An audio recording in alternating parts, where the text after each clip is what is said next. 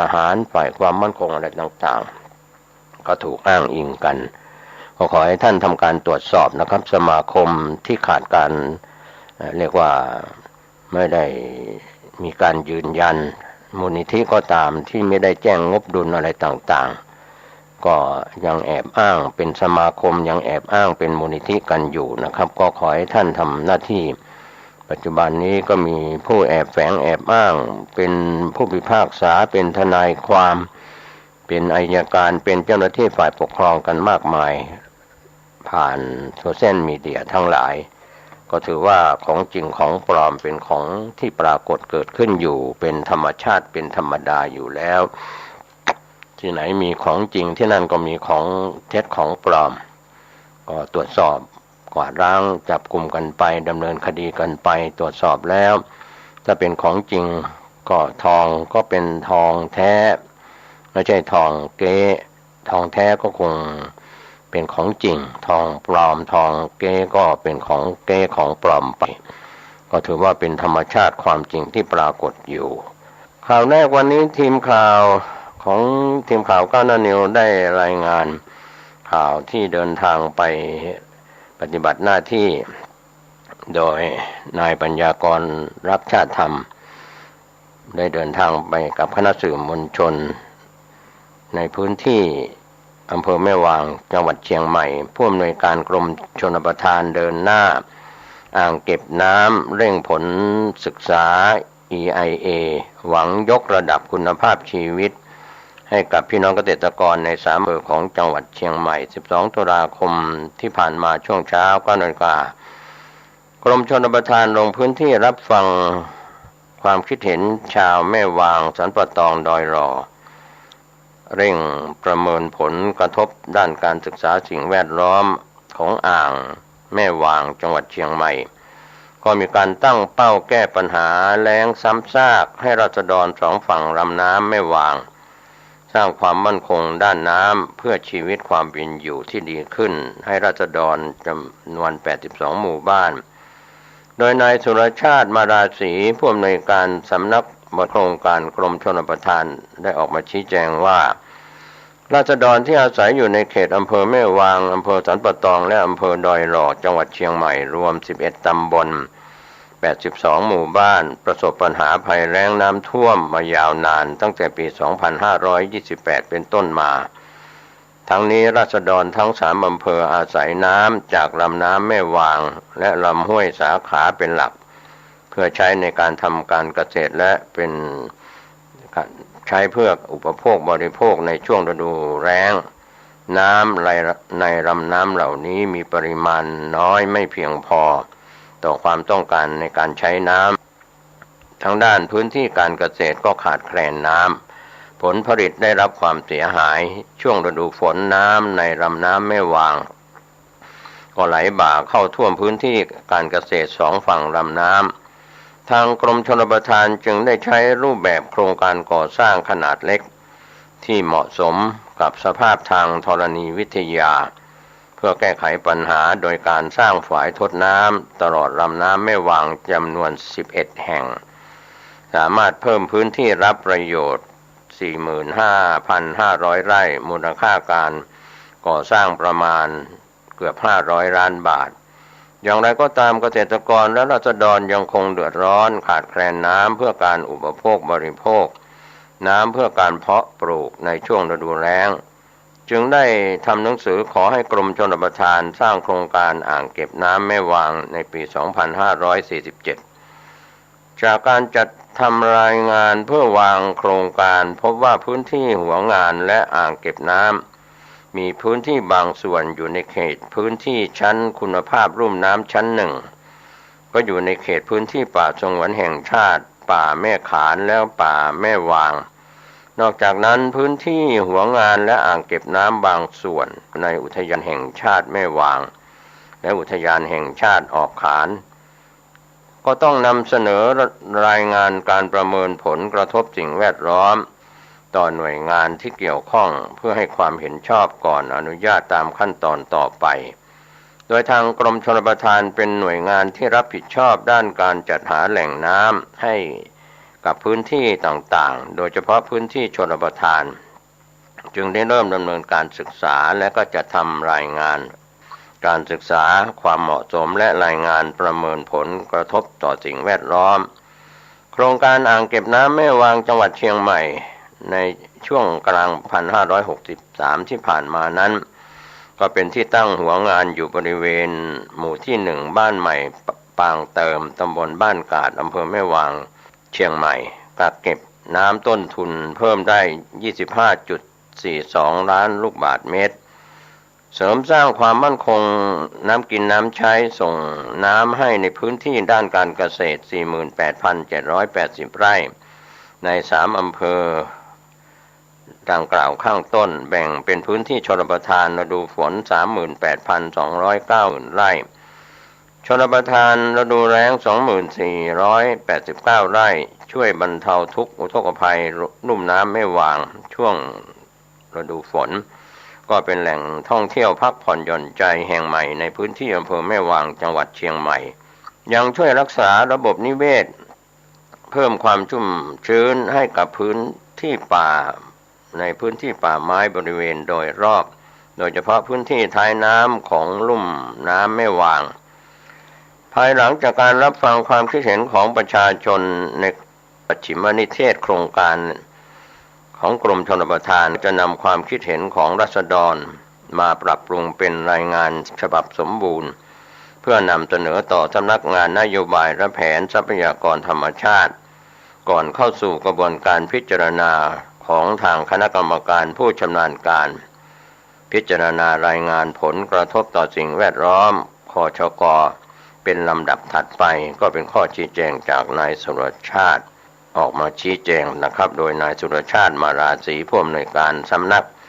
บริหารโครงการกรมชลประทานได้พาพี่น้องสื่อมวลชนลงไปสัมผัสในพื้นที่และชี้แจงต่อพี่น้องสื่อมวลชนก็ถือว่าเป็นโครงการที่ดีที่เกิดขึ้น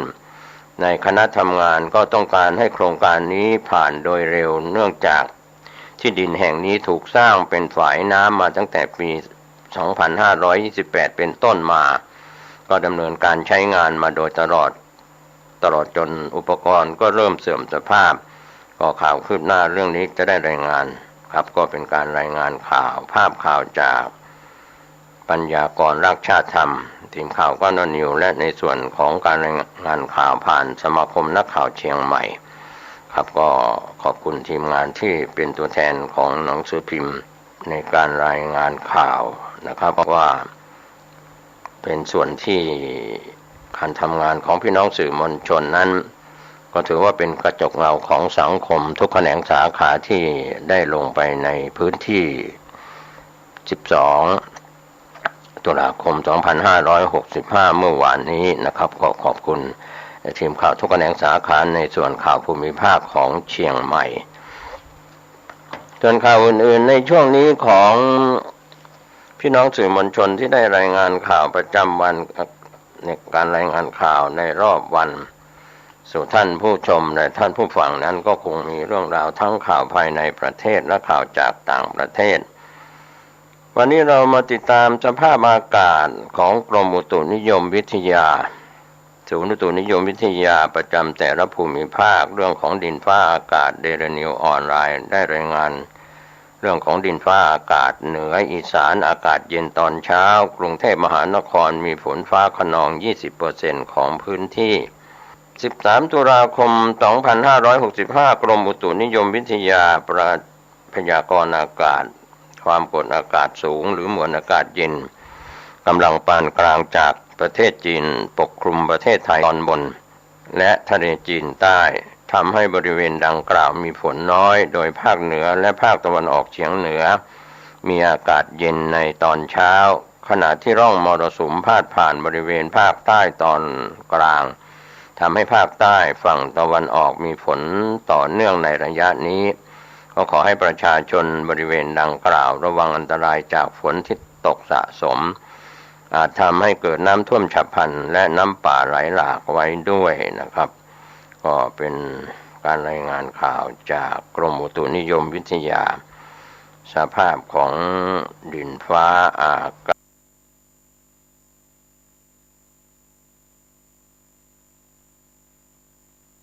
กาศเราไปติดตามความคืบหน้าน้ำท่วมภาคอีสานที่เราได้รายงานข่าวจากพี่น้องสื่อมวลชนในส่วนภูมิภาคของภาคอีสานวันนี้มติชนออนไลน์รายงานข่าวภูมิภาคท่วมใหญ่อุบลราชธานีพิษแผนล่มจัดการน้ำอีสาน13ตุลาคมก็เป็นการน้ำท่วมใหญ่อุบลพิษแผนล่มจัดการน้ำอีสานก็เป็นส่วนที่ทางทีมข่าวภูมิภาคจังหวัดอุบลราชธานีของมติชนออนไลน์ได้รายงานข่าวคืบหน้ากันเข้ามาสถานการณ์อุทกภัยกลายเป็นฝันร้ายของคนไทยทั่วประเทศโดยเฉพาะพายุโนรูก็ทำให้หลายจังหวัดวิกฤตอย่างหนักและยังไม่มีท่าทีว่าจะคลี่คลายในเร็ววันเรื่องนี้ก็เป็นส่วนที่ทางทีมข่าวจากจังหวัดอุบลราชธานีรายงานว่าเป็นหนึ่งในจังหวัดที่วิกฤตน้ำท่วมสูงในรอบ44ปีโดยนักวิชาการผู้เชี่ยวชาญเรื่องน้ำออกมาชี้แจงว่ามีสาเหตุเกิดจากฝนที่ตกหนักจากพายุทำให้จังหวัดอุบลราชธานีนั้นมีน้ำท่วมในพื้นที่ปริมาณมากการระบายที่ธรรมชาติมีอยู่จึงไม่เพียงพอกับการรับมวลน้ำที่หลั่งลงมาจากจังหวัดต่างๆผ่านแม่น้ำชีและแม่น้ำมูลตอนบนไหลมาบรรจบกันในพื้นที่อำเภอวารินชำราบก่อนไหลออกไปสู่แม่น้ำโขงปริมาณน้ำที่ไหลรวมกันนะครับท่านผู้ชมท่านผู้ฟังมีปริมาณมากฝนที่ตกหนักในลุ่มน้ำสาขาของแม่น้ำมูลจากร่องมรสุมที่พาดผ่านได้ไหลลงมาเติมในแม่น้ำมูลสายหลักทำให้อัตราการลดลงชะลอตัวประกอบกับน้ำด้านท้ายตัวเมืองอุบลราชธานีซึ่งมาจากอำเภอดอนมดแดงและอำเภอตระกูลพืชผลและมาจากลำโดมใหญ่มวลน้ำเหล่านี้ทำให้เกิดน้ำท่วมพื้นที่อำเภอพิบูลมังสาหารอำเภอตระการพืชผลอำเภอดอนมดแดงอำเภอนาเยียที่ระบายไหลลงสู่แม่น้ำมูลทำให้น้ำมีระดับสูงและไปดันกับน้ำที่ระบายมาจากด้านบนจึงเป็นปัจจัยทำให้เกิดน้ำท่วมตัวเมืองอุบลราชธานีนักวิชาการผู้เชี่ยวชาญเรื่องน้ำออกมาชี้แจงเพิ่มเติมว่าสภาพทางภูมิศาสตร์ที่ตั้งของตัวเมืองอุบลราชธานีเป็นพื้นที่รับน้ำของลุ่มน้ำมูล 69,701 ตารางกิโลเมตรแต่มีสภาพเป็นคอขวดปัจจุบันพื้นที่ริมน้ำกลายเป็นอาคารบ้านเรือนสิ่งก่อสร้างเหล่านี้จึงถือว่าเป็นที่ปิดขวางทางน้ำเนื่องจากผลการเปลี่ยนแปลงสภาพภูมิอากาศพายุที่กระจุกตัวและมีเส้นทางพายุหรือแนวฝนเฉพาะเขตอีสานตอนบนก็ทำให้ปริมาณฝนตกหนักติดต่อกันทำให้การระบายน้ำตามธรรมชาติไม่สามารถรับได้ด้วยสภาพภูมิประเทศที่มีข้อจำกัดระบบระบายน้ำทั้งธรรมชาติที่สร้างขึ้นไม่เพียงพอการพัฒนาผังเมืองหรือการเปลี่ยนแปลงการใช้ประโยชน์ที่ดินของเมืองการบริหารจัดการน้ำที่ขาดประสิทธิภาพทั้งระบบเตือนภัยการเตรียมการสั่งการและการบูรณาการหน่วยงานในภาวะวิกฤตการบริหารจัดการน้ำแบบยั่งยืนและมีประสิทธิภาพเป็นประเด็นที่พูดถึงอีกครั้งหนึ่งโดยรองศาสตราจารย์สมหมายชินนาคอาจารย์สาขาวิชาภูมิภาครุ่มน้ำโขงศึกษาคณะศิลปศาสตร์มหาวิทยาลัยอุบลราชธานีกล่าวตอนหนึ่งว่าสถานการณ์น้ำท่วมในจังหวัดอุบลราชธานีปีนี้ท่วมหนักกว่าปี 2562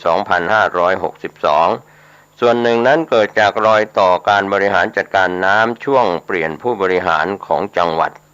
ที่หยุดชะงักและการเตรียมการชะล่าใจเกินไป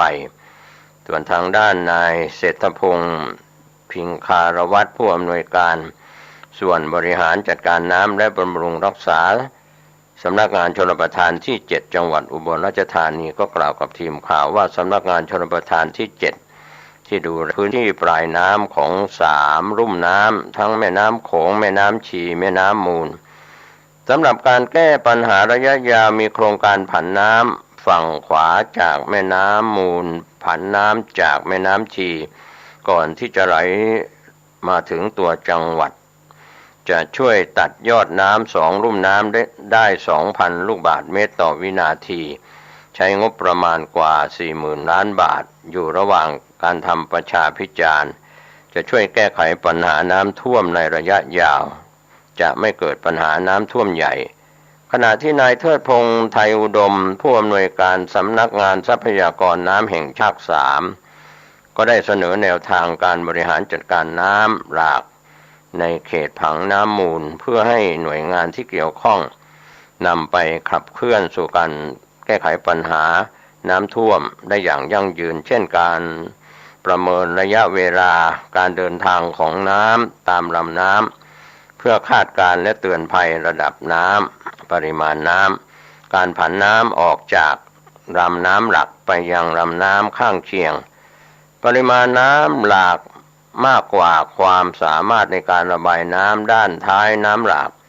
น้ำเดินทางมาถึงแม่น้ำมูลสายหลักรวมถึงการผันน้ำเข้าไปยังพื้นที่น้ำนอง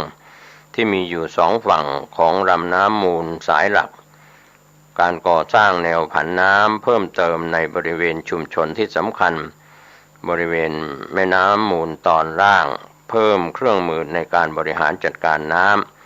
พัฒนาพื้นที่ลุ่มต่ำแก้มลิงธรรมชาติเป็นพื้นที่น้ำนองเพื่อบริหารจัดการร่วมกับเขื่อนระบายน้ำในแม่น้ำมูลต่อไปทางด้านนายมงคลจุลทัศน์ประธานหอการค้าจังหวัดอุบลราชธานีก็กล่าวกับทีมข่าวตอนหนึ่งว่าปีนี้ปริมาณน้ำท่วมสูงกว่าปี 2562 ที่น้ำท่วมใหญ่ของจังหวัดอุบลราชธานีคาดว่ามูลค่าความเสียหายประมาณ 10,000 ล้านบาทยังไม่รวมถึงการเสียโอกาสทางด้านการค้าขายส่งออกการท่องเที่ยวกับประเทศเพื่อนบ้านเช่นลาวกัมพูชาคาดว่าน้ำจะยังคงท่วมสูงอยู่อีกประมาณ45 วันความเสียหายที่เกิดขึ้นในขณะนี้ที่จังหวัดอุบลราชธานีแทบจะกลายเป็นเกาะแล้วซึ่งมีผลกระทบต่อเศรษฐกิจของจังหวัด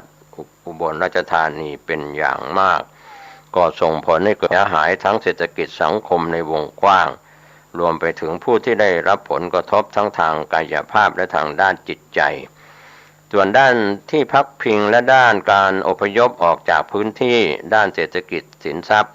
ที่สามารถสร้างรายได้เสียหายทั้งโรงงานร้านค้าพืชผลทางการเกษตรพื้นที่เพาะปลูกรวมถึงกระทบต่อภาวะการจ้างงานของครัวเรือนโดยเฉพาะแรงงานที่มีรายได้น้อยเนื่องจากมีความไม่แน่นอนของการมีงานทำก็ได้รับการชดเชยความเสียหายที่ไม่เพียงพอและไม่มีความสามารถในการฟื้นฟูอย่างเต็มที่ส่วนกลุ่มอาสาคนอุบลไม่ทิ้งกันนั้นโดยการนำของนายวิศรุตสวัสดิ์ขออภัยนามสกุลสวัสดิ์วระ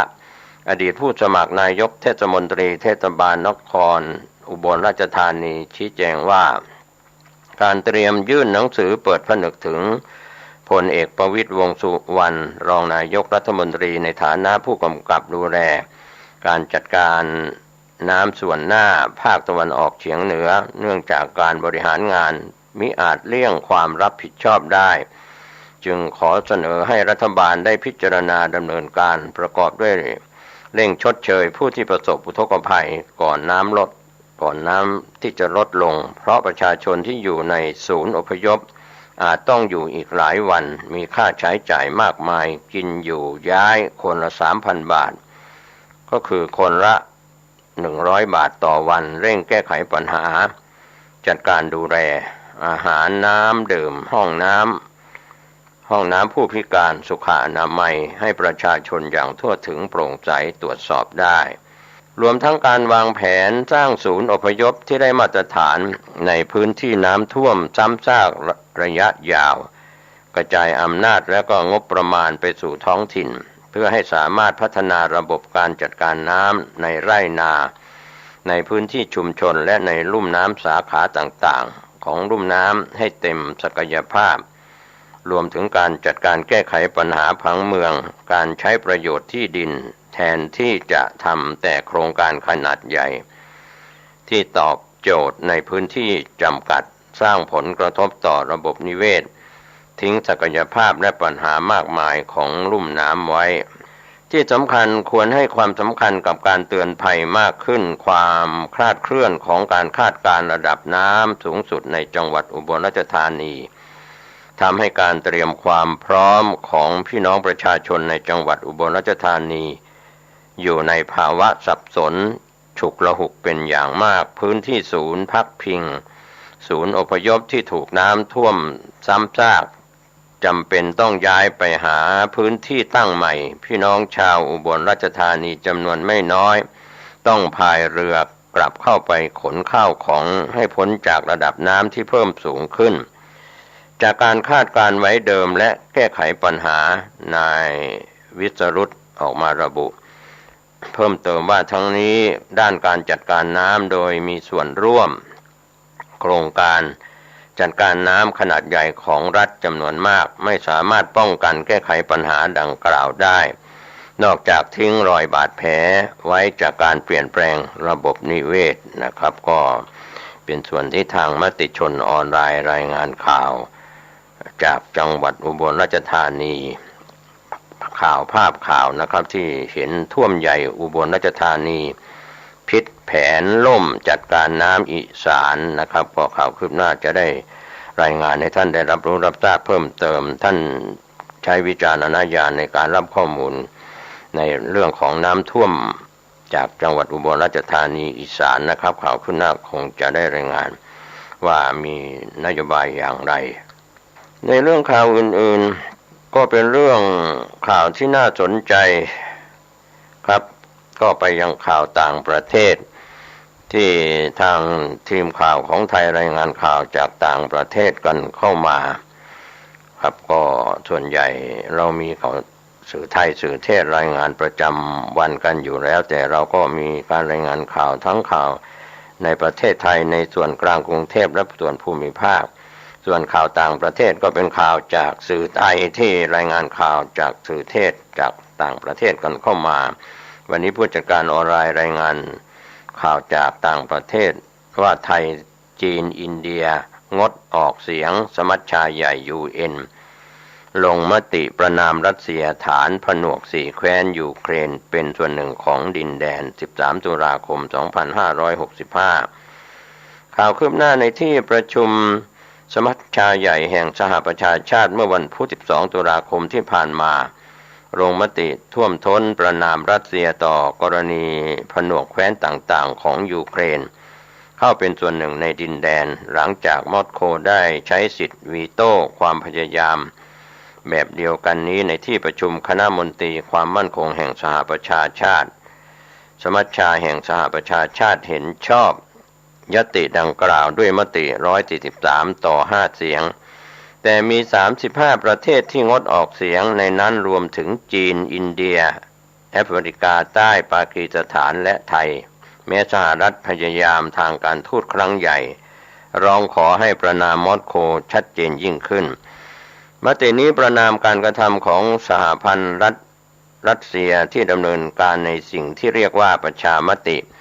ภายในเขตแดนของยูเครนที่ได้รับการรับรองจากนานาชาติ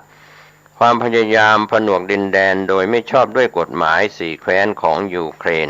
ที่ประกาศโดยประธานาธิบดีวลาดิมีร์ปูตินเมื่อเดือนที่แล้วยตินี้เรียกร้องให้ทุกองคาพยพของสหประชาชาติและองค์กรระหว่างประเทศไม่รับรองการเปลี่ยนแปลงใดๆต่อเขตแดนที่แถลงโดยรัสเซียเรียกร้องให้มอสโกกลับลำการตัดสินใจดังกล่าวในทันทีและแบบไม่มีเงื่อนไขแอนโทนีบิงเคนรัฐมนตรีต่างประเทศของสหรัฐกล่าวกับทีมข่าวต่างประเทศตอนหนึ่งว่าผลโหวตแสดงถึงความเห็นเป็นหนึ่งเดียวกันของนานาชาติ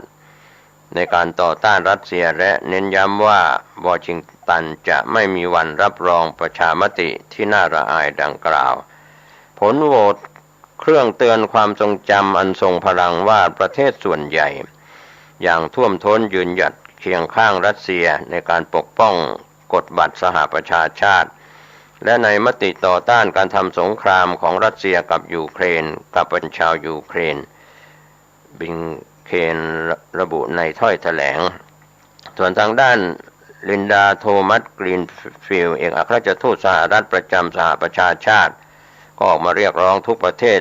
ส่งสารทั่วโลกจะไม่อดทนต่อการใช้กำลังเข้ายึดดินแดนของประเทศเพื่อนบ้านในวันนี้ของรัสเซียกำลังลุกรานยูเครนแต่วันพรุ่งนี้อาจมีประเทศอื่นที่ดินแดนถูกละเมิดอาจเป็นคุณอาจเป็นรายต่อไปแล้วคุณจะคาดหวังอะไรจากที่ประชุมนี้สหรัฐทุ่มเทพลังงานอย่างมากความพยายามหาทางโน้มน้าวแอฟริกาใต้อินเดียให้ยกมือสนับสนุนญัตติดังกล่าวโดยเฉพาะอย่างยิ่งอินเดียพันธมิตรของสหรัฐมีประวัติศาสตร์ความสัมพันธ์ใกล้ชิดกับรัสเซียเพิ่งงดออกเสียงในคณะมนตรีความมั่นคงแห่งสหประชาชาติเช่นกันในฐานะประเทศสมาชิกไม่ถาวรผลการลงมติล่าสุดส่วนใหญ่แล้วออกมาคล้ายๆกับครั้งที่สมัชชาใหญ่แห่งสหประชาชาติลงมติประนามปฏิบัติการลุกรานของยูเครนของรัสเซียในเดือนมีนาคมที่ผ่านมาก็มีเสียงโหวตต่อต้านเสียเพิ่มเติม2เสียงบังคลาเทศอิรักเซเนกัลงดออกเสียงครั้งลงมติเดือนมีนาคมส่วนหนนี้เมื่อวันพุธที่12ตุลาคมที่ผ่านมาก็ลงมติประนามรัสเซียส่วนเอริเทรียเปลี่ยนจากไม่เห็นด้วยเป็นงดออกเสียงขณะที่นิคารากัวที่อยู่ภายใต้แรงกดดันจากนานาชาติหนักหน่วงขึ้นในประเด็นด้านสิทธิมนุษยชนเปลี่ยนจากงดออกเสียงหันไปโหวตคัดค้านร่วมกับรัสเซียเบลารุสเกาหลีเหนือและซีเรียนะครับก็เป็นข่าวต่างประเทศได้รับรายงานจากข่าวรอยเตอร์ข่าวต่างประเทศนะครับก็เป็นเรื่องราวในท่านผู้จัดการออนไลน์รายงานข่าวจากต่างประเทศเข้ามาเรื่องนี้ก็โปรดใช้วิจารณญาณในการรับข้อมูลข่าวสารวันนี้ข่าวชาวบ้านหมดเวลาลงผมเกษตรพระจำเร็จบรรณาธิการข่าวก้าวหน้านิวก็ขอบคุณพี่น้องสื่อมวลชนทุกแขนงสาขาจากส่วนกลางและพี่น้องสื่อมวลชนจากภูมิภาคภายในประเทศและข่าวจากต่างประเทศจากพี่น้องสื่อไทยสื่อเทศที่ได้รายงานประจำวันขอให้ท่านติดตามการพยากรณ์อากาศและก็พื้นที่น้ำท่วมในพื้นที่ต่างๆของประเทศไทยคนไทยเราไม่แรงน้ำใจช่วยเหลือกันกับภาวะน้ำท่วมในหลายพื้นที่ไม่ว่าจะเป็นพื้นที่ภาคอีสานภาคเหนือภาคกลางภาคตะวันตกตะวันออกหรือภาคใต้ก็ตามเราไม่แรงน้ำใจในความเป็นคนไทยและผู้ที่มาอาศัยอยู่ในประเทศไทยขอทุกคนทุกท่านได้ให้การช่วยเหลือกันโดยเฉพาะในซีกรัฐบาลท่านก็ไม่ได้นิ่งนอนใจให้การดูแลเยียวยารวมไปถึงสำรวจความเสียหายของผู้ประสบภัยน้ำท่วมในภูมิภาคต่างๆขอให้ท่านเดินทางปลอดภัยติดตามการพยากรณ์อากาศอุตุนิยมวิทยาสุขกายสบายใจสวัสดีครับใจมีพระพุทธพระธรรมพระสงฆ์ผู้มีความเจริญในธรรมทุกท่านวันนี้รายการปฏิณกะแห่งธรรมะก็มาพบปะกับญาติกับโยมท่านผู้ฟังทั้งหลายอีกเช่นเคยก็ได้มาปะกันเป็นประจำทุกวันณทางสถานีวิทยุแห่งนี้ในวันและเวลาเดียวกันนี้ตามโอกาสเวลาพอสมควรคำว่าพอสมควรนั้น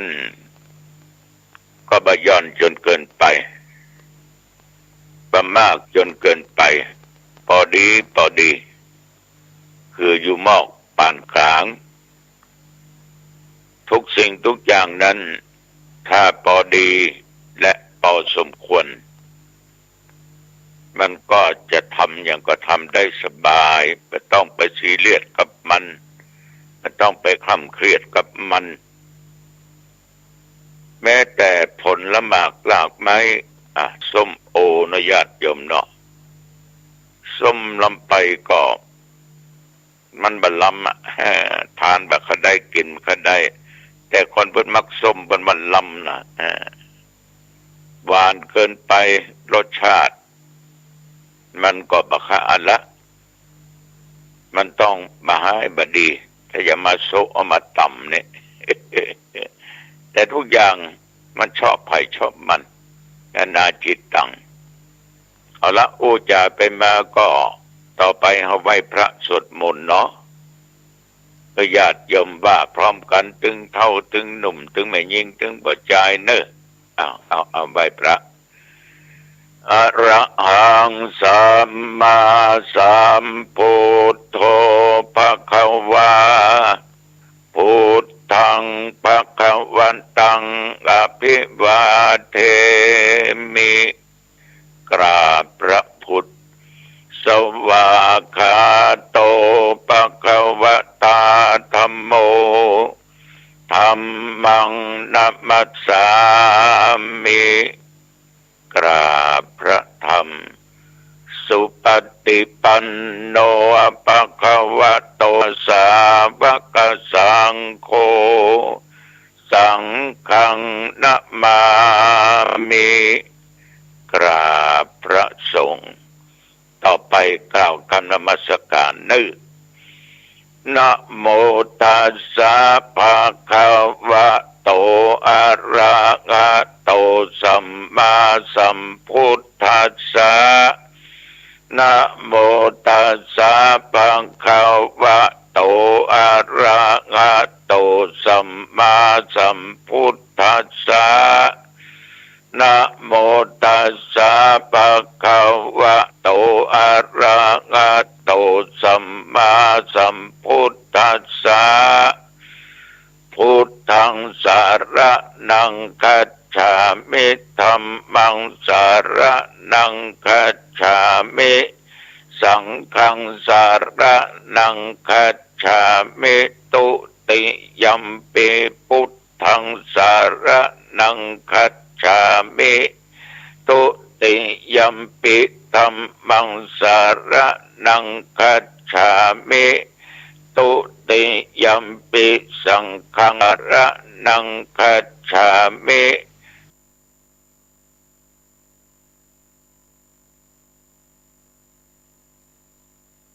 ตติยัมปิพุทธังสารนังคัจฉามิตติยัมปิธัมมังสารนังคัจฉามิตติยัมปิสังฆังสารนังคัจฉามิกรมอุตุประกาศว่าตั้งแต่เมื่อตะวันวามาจนถึงปัจจุบันเดี๋ยวนี้เที่ยวบริเวณวัดหนองตองนั้นญาติโยมตอนเย็นมีฝนตกเล็กน้อยแต่ต้องฟ้ามืดฝนตกเวลากลางวันนั่นนะจะบ่ายมาถึงเย็นละฝนตกได้ประมาณ10 กว่านาทีฟ้าแจ้งจ่างป่าง เมฆฝนหายไปหมดนะมันเหมือนชีวิตคนเฮาเนี่ยญาติโยมบางครั้งบางคราวก็ดูแจ่มใสดีบางทีบางเตื้อก็ดูว่าจิตใจมืดครึ้มไปหมดคิดอันใดก็บ่ออกบอกอันใดก็บ่ถูกในชีวิตอยู่ในความมืดมนด้วยความทุกข์ความยากความจนทำอย่างก็บ่ค่อยขึ้นทำอย่างก็บ่ค่อยได้บ่ว่าจะกล้าจะขายจะปลูกจะฝังจะทำการทำงานปั่นก็คือพักเหียเนี่ยชีวิตคนเฮานี้ลุ่มบันดอนมันเหมือนบางครั้งฝนจะตกแต่มันดันมาตกไปตกที่อื่นเนี่ยก็มีบางทีนะก็ฝ ฟ้าแจ้งจ่างป่างคนเฮาบางเตื้อมันก็สดชื่นเบิกบานในด้านจิตใจออกมาที่สีหน้าแสดงว่าคลายความทุกข์ไปฉะนั้นเกิดมาเป็นคนเนี่ยมันต้องสู้ศัตรูคือยาชูกำลังอุปสรรคคือครูอาจารย์ความเกียจคร้านคือหนทางความหายนะอันนี้เป็นคติของทุกเจ้าวัดหนองตองถือว่าเกิดมาเป็นคนต้องสู้ศัตรูคือยาชูกำลังนะมันต้องสู้ญาติโยมถ้าหากว่ามีความขี้ค้านมันก็มีทางเดียวทางความทุกข์ความโจรทางความชิบหายก็ฝากไว้กับญาติกับโยมรายการปกิณกะนี่เป็นรายการสพเพเหระมีสปะสเปดต่อวานี่ญาติโยมทุกเจ้าก็ไม่ได้ออกวัดไปไหนนะฉันเจ้าแล้วประมาณ9 โมงป่ายก็ออกไปดูสถานที่สร้างศึกษาธรรมปฏิบัติธรรมก็น้ำลดลงไปก็ว่าจ้างให้เขาเอาหินดำเนี่ยมาเทและทำเป็นทางเดินระบดให้มันแน่นก็ประมาณ10 กว่าลำอาจจะเป็น20 ลำก็ได้ทั้งทางใต้ทางเหนือเพราะอย่างใดจำเป็นต้องเอารถบรรทุกพระเจ้าหินทรายสมปรารถนามาประดิษฐานให้ได้สำหรับที่เข้าทางเดินของรถเข็นก็จะต้องรองรับน้ำหนักมันให้ได้เพราะรถเข็นนั้นน้ำหนักเกือบจะ4 ตัน3 ตัน3 ตันแล้วก็พระนั่นก็น้ำหนัก 2,500 กิโลบวกรถก็ไปแถมก็เกือบ3 ตัน4 ตันละเหมือนกันฉะนั้นจะต้องมั่นคง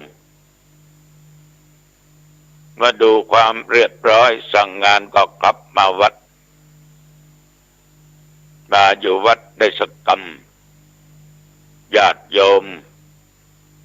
อันเป็นคนหนองตองนั่นแหละแต่ว่าออกจากบ้านจากจองไปได้เป็น30 กว่าปีเมื่อสมัยเป็นละอ่อนก็ล่นเล่นอยู่ในวัดในวา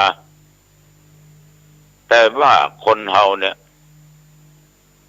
โยมก็ได้ยินเหมือนกันเนาะแล้วแต่โชควาสนา เอาวาสนาถ้าเป็นภาษาพระแล้วแต่กรรมแต่บุญเอาห้องว่าบุญวาสนาของคนเฮาเนี่ยสร้างสิ่งใดมาย่อมได้รับในสิ่งนั้นเมื่อมันถึงโอกาสเวลาจะต้องได้รับในครอบครัวนี้พ่อแม่จากไปเหลือก็ลูกเต้า3-4 คนแต่จริงลูกคนมี5ตายเป็น1มีละอ่อนประจายคนเคยบวชอยู่ตัวไปเป่าก็โดนไม่แช่เดิมกำแต่ว่ามาโอ้มาจ่ายังนึกถึงไม่แช่อยู่มันบอกโอ้ไม่แช่ของหลวงปู่นะมันหาบาดเจ็บนะแต่มันจะเป็นต้องจำผมก็แปลกใจว่าเมื่อผมเป็นเน้นมาอันหลวงปู่เขียนอย่างเขียนตัวยิ้มตัวแล้วก็สอนตัวคำสอนของหลวงปู่บอกว่าถ้าเองขี้ค้านเนี่ยเป็นมีความอดทนอดกั้นเนี่ยอนาคตของเองจะเป็นพระเป็นเน้นจะเป็นคนบ้านเองจะไปบรอดไม่แส่หวายลงตะกร้ามคราวนั้นทำให้ผลจดจำเมื่อผมขี้ค้านมาได้ยินนึกถึงไม่แส่ที่หลวงปู่ลงตะกร้าม จนว่าผมมีถึงวันนี้เพราะไม่ใช่วายเอาอันนี้ยังมันลืมด้วยกันลองทำความออกมาเอาละครับเป็นหลวงญาติโยมแม่หญิงอีก2 คน คนหนึ่งนั้นก็อยู่สวิตเซอร์แลนด์อีกคนหนึ่งนั้นอยู่สหรัฐอเมริกาจันนวลคัชคานีสวิตเซอร์แลนด์สำหรับบัวใสนั้นอยู่ที่สหรัฐอเมริกาแต่ยังมีนางบัวเทพ1 คนอยู่กับบัวใสก็หลายปีที่เขาไปได้มาติ๊กมาบ้านมาจองบ้านญาติที่ในเมืองเชียงใหม่เขามานึกถึงวัดนึกถึงอัตมภาพแล้วหูข่าวว่าบัดสบายก็เลยปางกันมาเยี่ยมเยียนมาถึงป่อใจมาถึงแม่ยิงโดยการนำของยายจันศรีหมื่นแก้วบ้านต้นปินอำเภอเมืองเชียงใหม่พร้อมกับจันนวลตลอดจนบัวใสนามสกุลจันทรักษาลงและลูกของนายชัยมงคลก็มานั่งนั่งจ่าถึงวัดถึงว่าเขาก็บอกว่าที่อยู่ก็มีวัดไทยตัวเจ้าไทยอยู่เมื่อหลวงปู่ทองมีชีวิตเนี่ยหลวงปู่ทองท่านก็ไปวัดนั้นหลายหลายครั้งหลายคราวสำหรับคนที่ก็ชอบในการศึกษาธรรมปฏิบัติธรรมหมู่น้องก็ชอบเข้าวัดเข้าวาชอบทำบุญสุนทานก็เลยถามว่าชีวิตในการอยู่ต่างประเทศเป็นยังไงเขาก็บอกว่าก็สบายดีลุงมาอยู่ที่ตัวเฮาจะให้มันสบายหรือจะให้มันทุกข์ก็จ้างจ้างตอบนะแม่นถ้าอยากจะให้ทุกข์ก็ต้องยะหยังถ้าอยากจะให้สุขก็ต้องทำการทำงานเขาก็ทำการทำงานจนอยู่สุขสบายมีลูกมีเต้าแต่มาลืมถิ่นกำเนิดที่ฝังหกของตัวเองแล้วก็ยังกึดถึงวัดกึดถึงตุลุงปากันมาก็ต้องขอบใจมากๆตั้งคุณยายจันศรีและจันนวลตลอดจนบัวใสนายชัยและลูกเต้าที่มาเยี่ยมเยียนตุลุงนั้นขอบใจมากๆขอจงมีอายุวันนะสุขะพละอายุมั่นขวัญยืนเน้อคิดอะไรสมปรารถนาทุกเยี่ยงทุกประการเอาจะหาได้ว่าญาติโยมเขาเหล่านี้จะมาห่างวัดบละศาสนคำสอนของพระพุทธเจ้าอยู่ไกลแสนไกลก็ยังได้ถึงธรรมะของพุทธเจ้าอยู่ถึงเรื่องของศีลของธรรมเรื่องของกินของทานเรื่องการฟังเทศน์ฟังธรรมอยู่มีจิตใจใฝ่ในเรื่องของศีลธรรมฉะนั้นจะอยู่ทิศไหนไกลหรือใกล้จะดูแดนใดก็ตามถิ่นฐานใดก็ตามถ้าเขามีศีลมีธรรมคนเราทุกคนมีศีลมีธรรมมันก็อยู่ด้วยความสุขเพราะธรรมะพุทธเจ้าสอนให้คนขยันสอนให้ละเว้นต่างบดีบางงามต่างบาป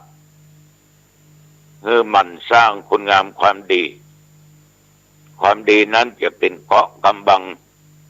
สิ่งเลวร้ายทุกสิ่งทุกอย่างฉะนั้นอันละอ่อน2-3 คน4 คนนี้ก็มีความดีใจที่ไปอยู่ทิศไหนทิศใดก็ยังมีธรรมะอยู่ในจิตในใจของเขาญาติโยมท่านผู้ฟังทั้งหลายชีวิตคนเฮาเนี่ยจะต้องมีทางเดินต้องมีทางเลือก การจะเอาคนมาเป็นตุเจ้าเป็นพระก็ดีหรือจะเอามาเป็นไผ่เอาไผ่มาสู้ชีวิตเป็นสามีเป็นภรรยาก็ดีเป็นเพื่อนพ้องมิตรสหายก็ดีเพื่อนทำงานก็ดีมันก็จะต้องเลือกนะเลือกเฟ้นถ้าเอาบัดเลือกไปจับใส่คนบดีมันก็จะแย่มันก็จะบดีตลอดมันก็หาความเจริญได้ยากอย่างบางคนเนี่ยไปได้เมียสมขี้ค้านเนี่ยขี้เล่นขี้เอี่ยวอย่างสปะสเปดเนี่ยมันอยู่ด้วยกันมันก็หาความเจริญบ่ได้ก้าวหน้าบ่ได้โยมผู้หญิงก็ไปเลือกว่าใจเป็นขี้เหล้าเมายาขี้ค้านเนี่ยให้ห้ามก็ถึงฟังมันขี้ค้านน้อยมันดีนะเมาเหล้าเสพยาโดยตลอดจังมันเตอะน้องฮักพระเจ้าฮักอยู่ด้วยกันโกนหม้อบัตันดำหวดหัวกันละได้หย่าได้ละได้ทิ้งกันไปฉะนั้นจะต้องเฟ้นหน่อยแม้แต่คนที่จะมาบวชนั่นน่ะแบบว่ายุคใดสมัยใดก็ต้องเฟ้นกันหน่อยถ้าคุณสมบัติมันบักครบจะมาบวชอยู่ก็บ่ได้บวชได้แต่มันอยู่บ่ได้เพราะนิสัยเก่ามันถึงมีดังข่าวคราวต่างๆที่ลงตามทีวีกาที่ได้หูได้หันกันนั่นน่ะญาติโยมบางครั้งก็เมาเหล้าแปดเอวปัดทรงปัดเส้งยุบเหล้ากลางถนนหนทางเนาะผ้าเหลืองเหี้ยเบื่ออันได้เป็นสบงได้เป็นจีวรก็บ่ฮู้แต่เอกละอ่อนหันก็ล้อเลียนผู้ใหญ่หันก็บักขม่วนอกม่วนใจนั่นเข้ามาบวชนั่นน่ะมันติดมาก่อนมันเคยกินเคยเสพมาก่อนละเมื่อมันจะมาบวชนั้นน่ะมันก็ทำตัวดีใจดีบอกว่าบะหมี่ละทุกสิ่งทุกอย่างบางครั้งอุปชาก็อินดูสงสารนึกว่าจะกลับใจได้อย่างองค์คุลิมานที่ไหนได้บวชเดือน2 เดือนกลับเอามาอีก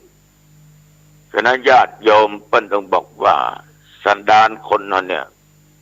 มันเอาออกยากนะสันดานนี่จะใหญ่ขนาดไหนขุดก็ได้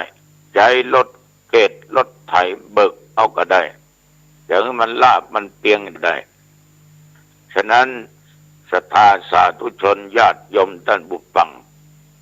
คนเอานี้จะเอาไผมาเป็นเพื่อนมาเป็นคู่ชีวิตทางพุทธศาสนาจะเอาไผมาบวชก็เลือกเฟ้นแต่ยุคปัจจุบันเลือกเฟ้นก็ยิ่งหาคนมาบวชมาได้คนก็ไม่อยากจะบวชเป็นตุไม่อยากจะบวชเป็นเน้นมันไปตามยุคตามสมัยแม้แต่ทางรัฐบาลทางบ้านทางเมืองเนี่ยญาติโยมบันจะเกณฑ์ทหารนะเอาคนมาเป็นทหารก็ต้องเลือกเอาเป็นทหารเอาคนที่ดีก็จะได้ทหารที่ดีต้องมีส่วนสัตย์อย่างอันตามที่เปิ้นมีกฎมีระเบียบกำหนดไว้จะต้องมีความสูงต่ออันมีน้ำหนักต่ออันส่วนกว้างของหน้าอกต้องต่ออันต่ออี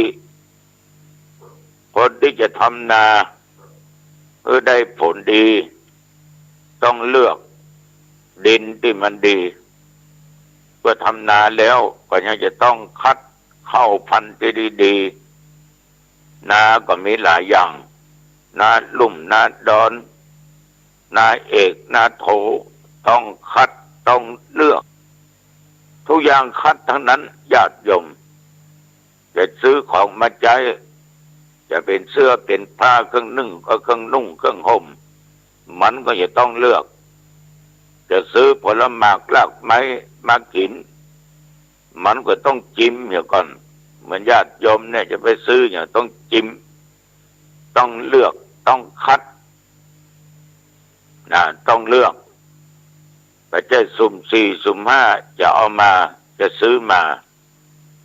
การทำบุญสุนทานในพระพุทธศาสนาก็เช่นเดียวกันญาติโยมพระพุทธเจ้านี่ท่านบอกว่าวิจัยญะตานังสุขตัปปัสสัทธังการเลือกอันเป็นพระพุทธเจ้านั้นแต่ทางที่ถูกที่ควรนั้นที่ดีนั้นพระสุคตทรงสรรเสริญการฮือตานต้องเลือกนะต้องเลือกของที่จะฮือตานไม่ใช่ว่าจะเอาอย่างฮือตานก็ได้ต้องเลือกการเลือกเวลาแล้วก็ตานแล้วเป็นของดีใช้ได้เป็นของบริสุทธิ์บุตรผ่อง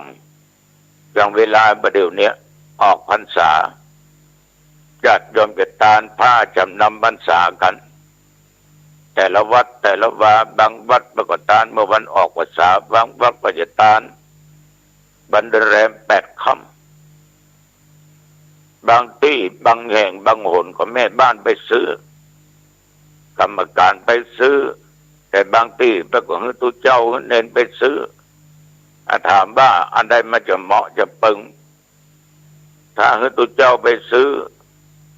มันก็ได้ดีเต็มปึงเพราะศรัทธาจะเป็นคนตาน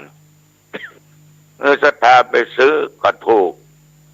แต่มันไม่จับให้เหมาะเพราะศรัทธาไม่ได้นุ่งไม่ได้ใจเพราะว่าจะเป็นจีวรผ้าอังสะผ้าสบงบางเตื้อญาติโยมที่ค้านมีปัญหาซื้อไซส์เดียวกันหมดเอามาถวายเอามาตานตุก็ตัวใหญ่ไส้ก็มาได้นุ่งไปก็สั้นกิดดิดเหมือนนี้มีสกดผ้าสบงผ้าอังสะก็ใส่มาได้เพราะตัวมันตุ้ยผ้าจีวรก็นุ่งมาได้เขินได้หัวเข้าขึ้นไปเพราะคนซื้อมันไม่ได้ใจและคนใจมันไม่ได้ซื้อคุณค่าในผ้านั้นมันมีแต่มันไม่มีเพราะมันใจไม่ได้ฉะนั้นญาติโยมบางท่านไปซื้อผ้าก็กลัวเสี่ยงสตางค์ก็อย่างว่าเนาะอันผ้าสบงผืนเท่าใดผืน170ผืน200สมมุติอันบ่หายบ่ดีมีก็ราคามันน่ะมีก็อันนี้90 บาทอันนี้80 บาทเอาอย่าง80 บาทก็ได้ผ้าน้อยก็น้อยแข็งก็แข็งเหมือนกับผ้าน้ำแป้งญาติโยมเอามาตานถามว่าได้บุญก็ได้พระเจ้าก็มีสิทธิ์ว่าอย่างเน้นก็มีสิทธิ์ว่าอย่างเพราะศรัทธาซื้อมาตานอย่างนั้นแต่ว่ามันใจบ่ได้นุ่งบ่ได้ห่มบ่ได้มันก็ไร้ค่าของนั้นก็เปล่าได้มันเหมือนกับผ้าบางสกุลในงานศพต่างๆเนี่ยในก็อู้แล้วก็อู้อยู่กำวนไปก็เวียนมาก็วนไป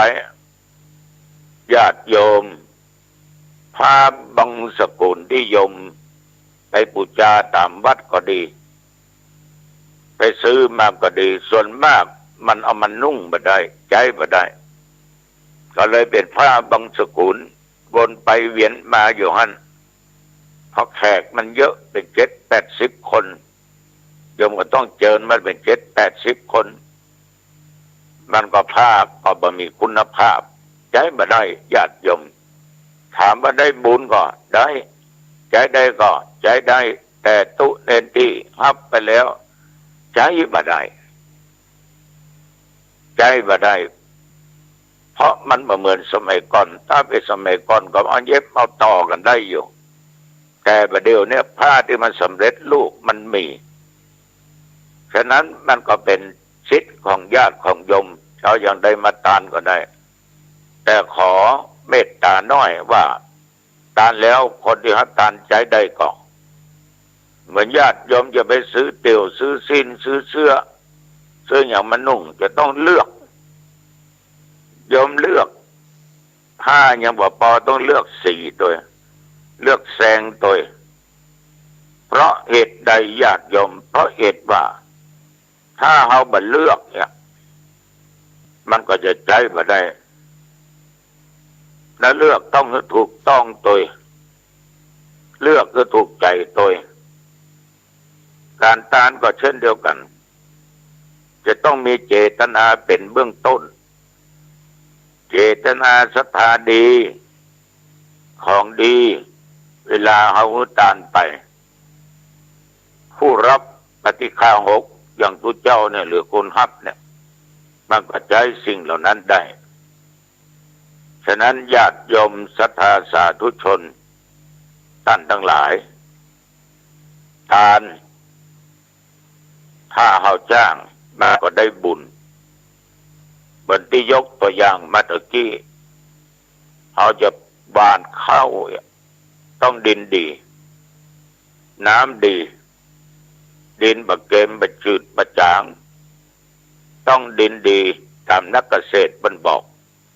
พอหวานลงไปเมล็ดข้าวก็งอกเงยได้งามดีแล้วเขาก็รอโอกาสต้นข้าวก็ใหญ่ขึ้นแล้วก็ให้รวงข้าวดีให้รวงข้าวนักต่อยหวานไปให้นึ่งได้เป็นเกือบ100 ถังเป็น100 กว่าถังก็มีนั้นคือพันธุ์ข้าวก็ดีที่เขาเลือกมาดินก็ดีที่เขาหูที่เขาเลือกว่าดินนี้เป็นดินดีฉะนั้นพระสงฆ์เนี่ยเป็นเนื้อนาบุญของต่างโลกบุญยักษ์เขตตังนะโลกัสสะพระสงฆ์เป็นเนื้อนาบุญของโลกญาติโยมทั้งหลายพระสงฆ์นั้นมีสองสมมุติสงฆ์กับอริยสงฆ์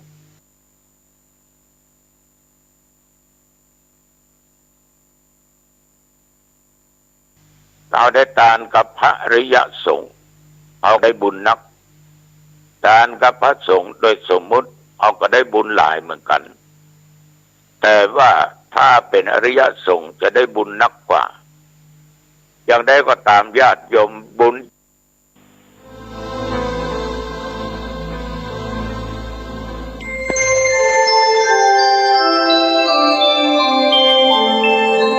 ขณะนี้ท่านกำลังฟังสถานีวิทยุกระจายเสียง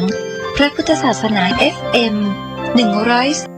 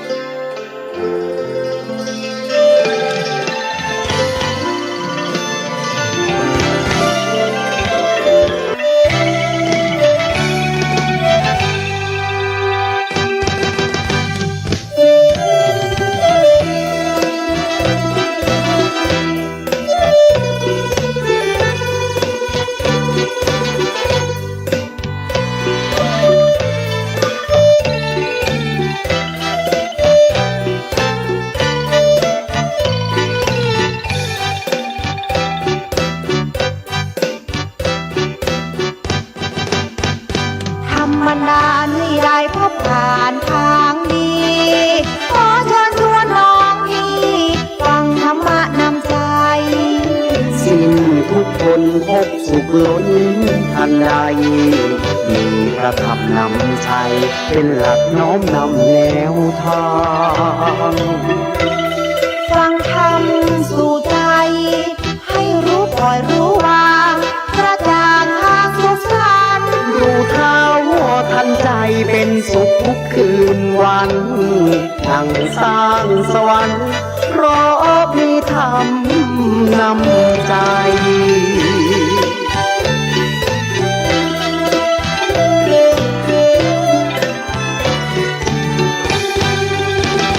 บรรณาการจากพระอาจารย์พระครูได้เผยแพร่ความรู้เชิดชูพระธรรมกระจ่างพระอาจารย์แก่นชี้ทางสว่างช่วยแนะนำแนวทางสว่างสงบร่มเย็นเชิญท่านมาฟังให้หายเศร้าโศกลำเค็ญ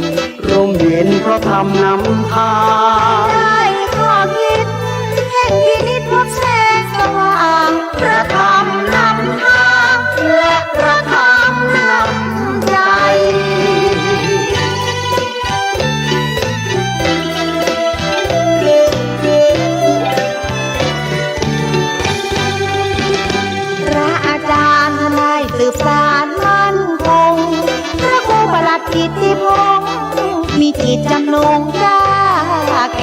วัดสันขยอมอำเภอสันทรายเผยแพร่อุโบสถไม้สักงามแท้และดูเป็นทรงล้านนา ธรรมะสู่ใจให้ท่านได้ห่างโรคภัยพบสุขสดชื่นหันษา หลักคิดหลักธรรมมีพลังเก่งกล้าเชิญฟังเถิดนะธรรมะธรรมาสู่ใจ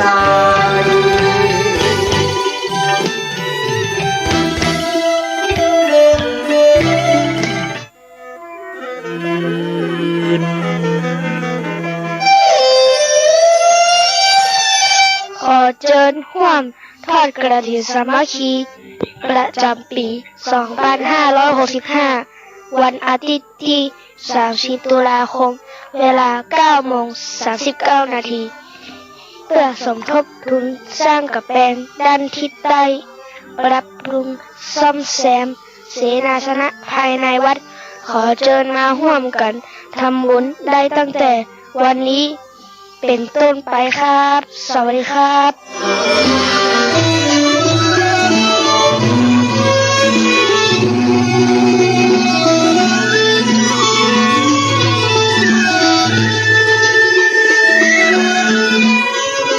เชิญทุกท่านรับฟังรายการธรรมะสู่ใจกับพระอาจารย์แก่นวัดสังขยอมได้ณบัดนี้ครับ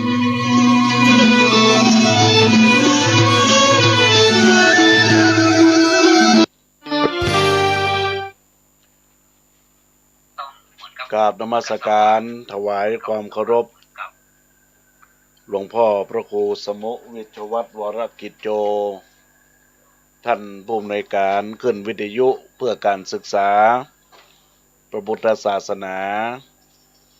และวัฒนธรรม FM 104.50 วัดฝ่ายหินที่เคารพอย่างสูง ท่านพระครูสถิตุราธรเจ้าวาดวัดสันขยอมวิหารอุโบสถไม้สักทองทรงล้านนาพระสงฆ์เถรานุเถระครูบาอาจารย์จุตนจุองค์จุลูกเจริญพรเจริญธรรมธรรมะสวัสดีกับบรรดาอุบาสกอุบาสิกาทายกทายิกาศรัทธาท่านทั้งหลายทุกท่านทุกคนในโอกาสวันนี้ตรงกับแรม1 ค่ำเดือนเกิงเหนียก็เรียกว่าเป็นวันออกพรรษาของพระสงฆ์แต่ว่านี้เป็นวันออกพรรษาของคณะศรัทธาเจ้าบ้านในโอกาสวันนี้จะได้แสดงพระธรรมเทศนาในกัมพาวตองโภคที่12ซึ่งก็มีทางเจ้าภาพหมายมีคุณโยมแม่สวาสโกชมจากบ้านแม่กวงสันนเมงท่านเป็นวัฒนธรรมอำเภอสันทรายได้มาเป็นเจ้าภาพเจ้ากันในโอกาสนี้ก็จะได้น้อมรับฟังพระธรรมเทศนาในส่วนนี้ก็ขอเจริญพรญาติโยมสาธุชนพุทธบริษัททั้งหลายได้ตั้งอกตั้งใจรับฟังในโอกาสวันนี้ก่อนที่จะได้รับฟังนั้นก็เจริญพรทุกท่านทุกคนได้กล่าวคำไหว้พระบูชาพระรัตนตรัยพร้อมกันเน้ออะระหังสัมมาสัมพุทโธภควาพุทธังภควันตังอภิวาเทมิกราบสวากขาโตภควตาธัมโมธัมมังนัมมัสสามิสุปฏิปันโนภควโตสาวกสังโฆสังฆังนะมามินะโมตัสสะภะคะวะโตอะระหะโตสัมมาสัมพุทธัสสะเต ชนะเทสวามังอาสมุทัลเลสัทธโวโดลาสปุลิสตังลายตั้งยิ่งใจมวลหมู่อันเข้ามาสู่อารามที่เตียนตามทุ่มไตนบนำไว้อันจุเลสาดาเมมากกวางปั่มเป่งสร้างทั้งบนเฮอตาหนุนบอกขาดมีสินสะอาดรักษาปาวนาคำเจ้าแล้วนั่งอยู่เฝ้าฟังดำก็เป็นบุญนำบ่อนน้อยจักจ่องหอยตัวไปเงอสุขใจจัดนี้บ่หลีกเลี่หนีหายกันวำวายมวยมางบนได้สร้างตัวตันย่อมนากุมมาพันไปเกิดในง่องฟ้าเลิศไปบน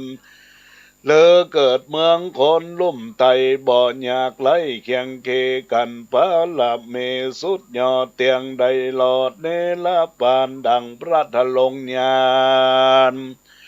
ยอดซอยสอนคนใหญ่หน่อยยิ่งใจว่าบุญบ่ลายแต่ใส่บ่องห่อนใดเป็นดีบุญบ่มีมักโลนบ่หันว่าปนสงสารจากถึงนิพพานกำนาย้อนบุญแก่กานำไปพระสอนไข่ดังเอควรเกิดที่พิจารณาจมสัทธามวลโมจงพระโมตามธรรมใส่ใจจำเหมือนมันอย่าเกิดดันตั้งใดเรา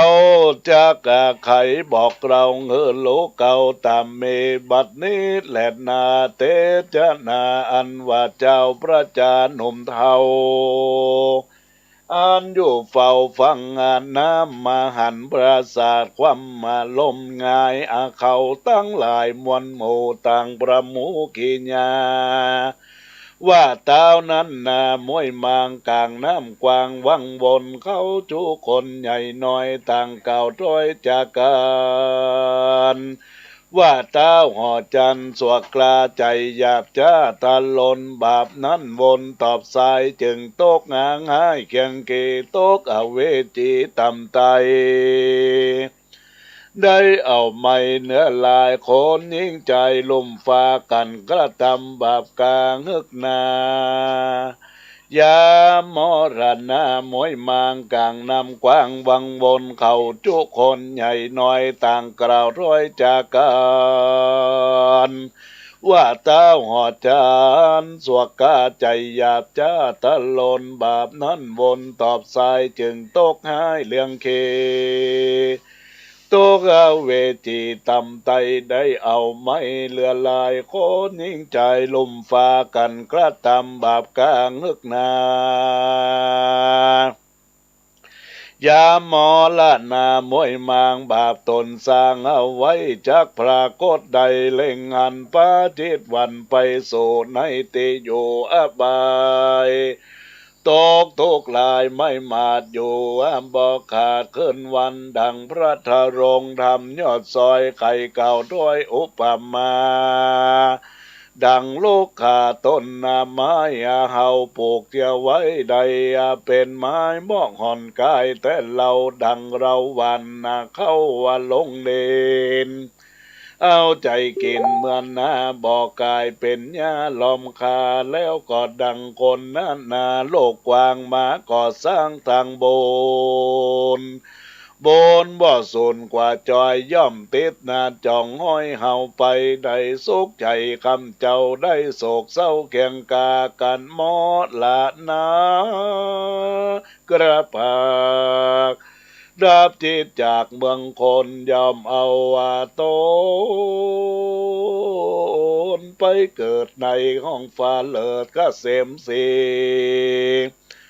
โศกสดสัตว์เดเจินจอยดังไฟหอยใจหมายคนยิ่งใจมวลหมู่ต่างเก่าจากกันเสียงเนื้องนั้นสะสาวสะนันดันดาวแดนไกลก็มีหันและนาตาถาในกะละนันเล่า มาดเก่าแก่เมืองเสนาเหลืองม่อนโหมกันเขาลู่เป็นหมายว่าเต้าตายม้อยมางในปราสาทกว้างหอจันก็ปะกันบอดจารีบใบหน้าเคินโซยังที่อยู่เวียงใจปะกันไปก้มเกล่าวบอกแม่เจ้าเตวี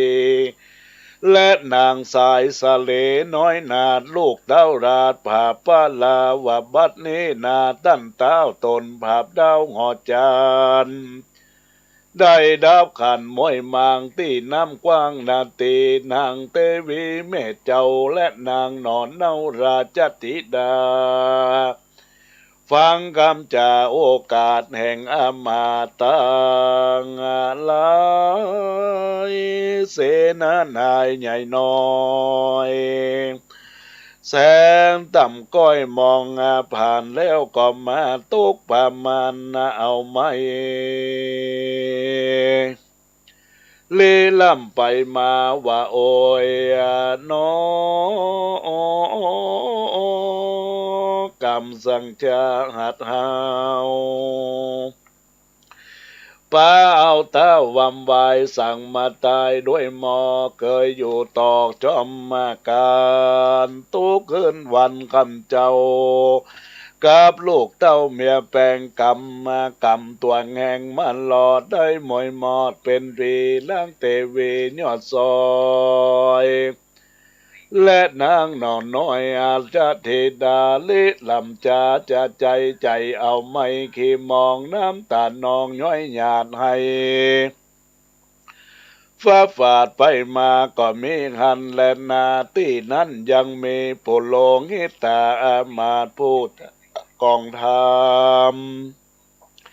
ไข่กำเก่าร้อยเสิงนางยอดซอยเทเวว่าดูลาสายสดีเฮยแม่เจ้าอย่าโศกเศร้ามองผ่านจงแปลงใจบ้านจมเจิญอันเจ้าคำเหมือนพวกควันได้ดับกันม้วยมางย้อนกำสร้างปลายลางมาพระปังเคินขอบสยองตอบต้วยมาการเววาร้องให้บองหอนได้เป็นเดป้าตุกีไม่เอาเผาตัวเก่าได้โคนวำวายหมบโมบ่อาจงูขีนยากวนเพชรจาลนาลำต่อยว่าลูกคนดัดลาดก้อยเป็นผีวงสามีเป็นน้องมาแวดซ่องลายรามร้องให้ตามม้วนหมู่บอกขาดอยู่ยิ่งใจโคนวำวายมวยมอดบอกอาจรอดขึ้นมาแม้นว่าเล่านี่เราเอายังเขาและน้ำสับปรับร่ำหลายอันเงินคำปันอ่านร้อยไปอ่านยอยื่นปันหมายโคนวำวายนั่นใส่เอาไปบอดได้ดีเลยบาปบนเมมากหน่อยจากติดจ่องห้อยถวยไปกับคนใดกล้าพระหยาบอากาศทำบาปพึกนายามอลานาปักนาบาปตัวกามัวดำจักปานำจ่องกองลงสู่ห้องอเวจีส่วนคนก็ตำดีนั่นเราบ่ไม่เอามองผ่านได้สำลานจื่นจอยสมไฟง่อยกันเองในยามตายไปนันใส่บนสร้างไว้กับตนจากบ้านโดนไปเกิดในงองฟ้าเลิศกระเสมสีนางเทวีน้อยนาดฟังอามาดนสาบก็หายโศกาต่ำก่อยลวดชื่นจ้อยเจยบานก็มีวันนั้นแหละนาตัสมาเหตุนั้นเรา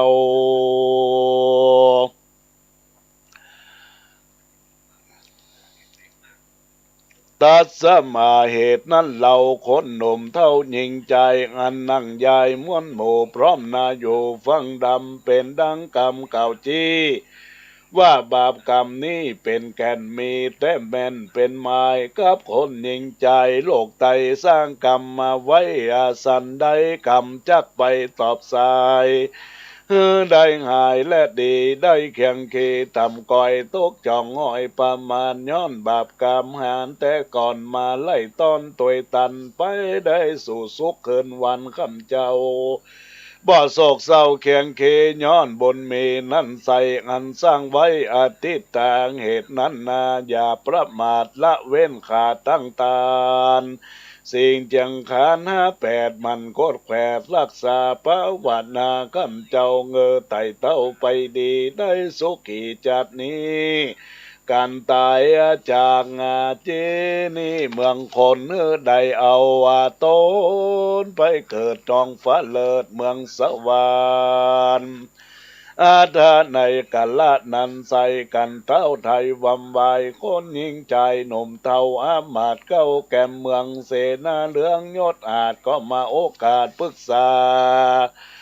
ว่าบัดนี้นาตั้นเจ้าตนผับน้ำเป้าดาววางห่อจันใดดับขันมวยมางละเมืองกว้างเมืองมองเขตเจ้าปุเลใหญ่หน่อยต่างต่ำก้อยมองปานกำโบราณบ่อแท้ไทยใครกล่าวไว้ยังมีว่าลวงเพิงดีไล่แหล่บ่มีแม่แหนกันผงคนหันบ่ไว้ย่อมปาดได้เอาไปมากม่วงในปากกวางลมพัดม้างตกดินคนย่อมกินเสียงไข่เมืองกวางใหญ่งามดีกันบ่มีเต้าจุว่าพระเจ้าก็ดังเมืองเป่าว่าสูญหายคนหญิงใจโลกไตเกิดมาได้กันหนึ่งจาดปล่อยว่าขาดตั้งโบนต้านว่าโซนเปล่าวางเหตุบ่ได้สร้างทั้งดีปล่อยเสียที่จัดเกิดเอากำเนิดเป็นคนจากได้ทะลนต่ำก้อยตุกจ่องหอยพายลุนเหตุก็มีคนสักหยาดย้อนบามาดลาสาบัดนี้นาเต้าเจ้าผู้เป็นเก้าผู้ลีตายละหนีมวยมังละเมืองกวางมองพาได้คนยิ่งใจน้อยใหญ่ตุกใบเอาเกียงเกย้อนบ่มีเต้าเจ้าโปกห่มกระาบังไผ่แย่สันใดนั่นใส่เงอไผ่ใต้เจ้าเมืองอันขี่เคียงต่ำก้อยได้เจินจ้อยเจยบานสุขสำราญขันเจ้าเป็นดังเก่านั้นนั่นแหละนา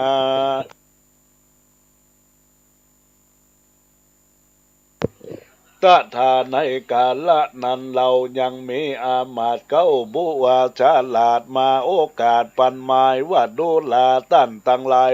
มนหมู่ดังเรา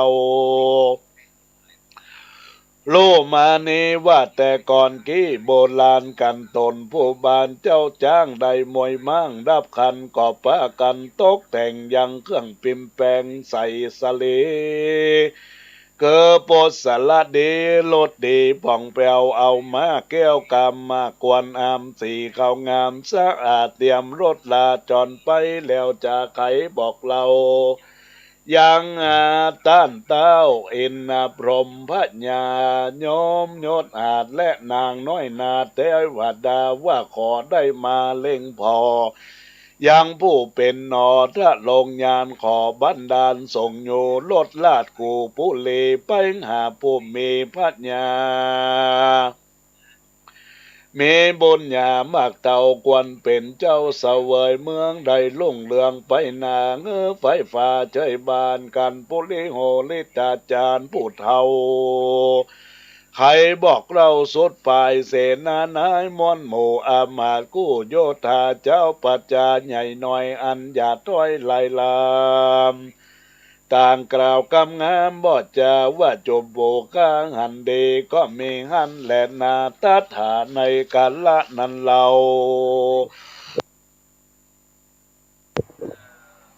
โคหนุ่มเท่าหญิงใจเสนานายอามาตย์นามีปุโลหิตานี่ก็มาเป็นประธานกว่าหมู่ตั้งจึนสูมนัสสาก็ดังดาแต่งงานยังเครื่องต่างๆมนมีประดับรถดีผ่องแผ้วแล้วก็เอาแก้วเงางามใส่เรียงคามจามยศหยาดดูองค์อาจงามตาเอามาตั้งกู้เตรียมรถอยู่เลี้ยวไวแล้วนำไปบอดจาตัดตีหน้าหอจันแล้วประกันพร้อมยื่นแวดล้อมใหญ่ๆ เสนานายผู้ใหญ่อันใดใส่ไว้ตั้งตาตั้งปัจจาปลายฟ้าตั้งอามาตย์โหราจารย์ต่างย้อมือสานกลมเก่าไว้เต่าเจ้าเมืองบนเข้าจู่คนใหญ่น้อยก็กล่าวถอยก็กล่าวถ้อยอากาศหมายแล้วก็มาคำดังได้แล้วก็กาดก้อยเมื่อมอนละครกวางงานใหญ่จมโปนใหญ่จมใบได้ยิงใจต่างมองไม่เอาย้อนบ่มีเจ้าแห่งจันนากันขอป้ากันรับรู้ว่ากันเผาผู้มีบนอันถลงกลเลือดแล้วกวนนั่งเต้นแก้วหอคำขอได้นำรถฉลาดแล้วก็องค์อาจเคียงคานจากเสถานอยู่มาไปรอสู่จุโนนผู้มีบนประเสริฐเปลืองเกิดเจยบานกันผู้โลหิตาจารย์ข่าวแล้วก็ปล่อยรถดาแก้วเร็วไวรถเล่นไปจัดใจแวดปราสาทใหญ่สามโหนแล้วก็แวดเวียนบนบอดจาแล้วก็ซอพรนากระพากออกไปจากเวียงใจลัดดงไปสู่ตั้งที่อยู่หนอมุนีก็มีวันนั้นแหละนาตมัดถังปังคะเสนาโตสัทธางังหาสัทธาอ่านว่าสัพพัญโญพระพุทธเจ้าตนเป็นเก้าติโลกาจารย์ใครนิทานไปแจงพระจึงแสงเทศนาวาปิกเวโดลาภิกขุตั้งหลายตนเป็นสายอเลยะเจ้าตุกขันเจ้าปะวันนาส่วนว่าพุโลหิตาพูดจันลาดกันปล่อยลดลาดแม่นแล้ว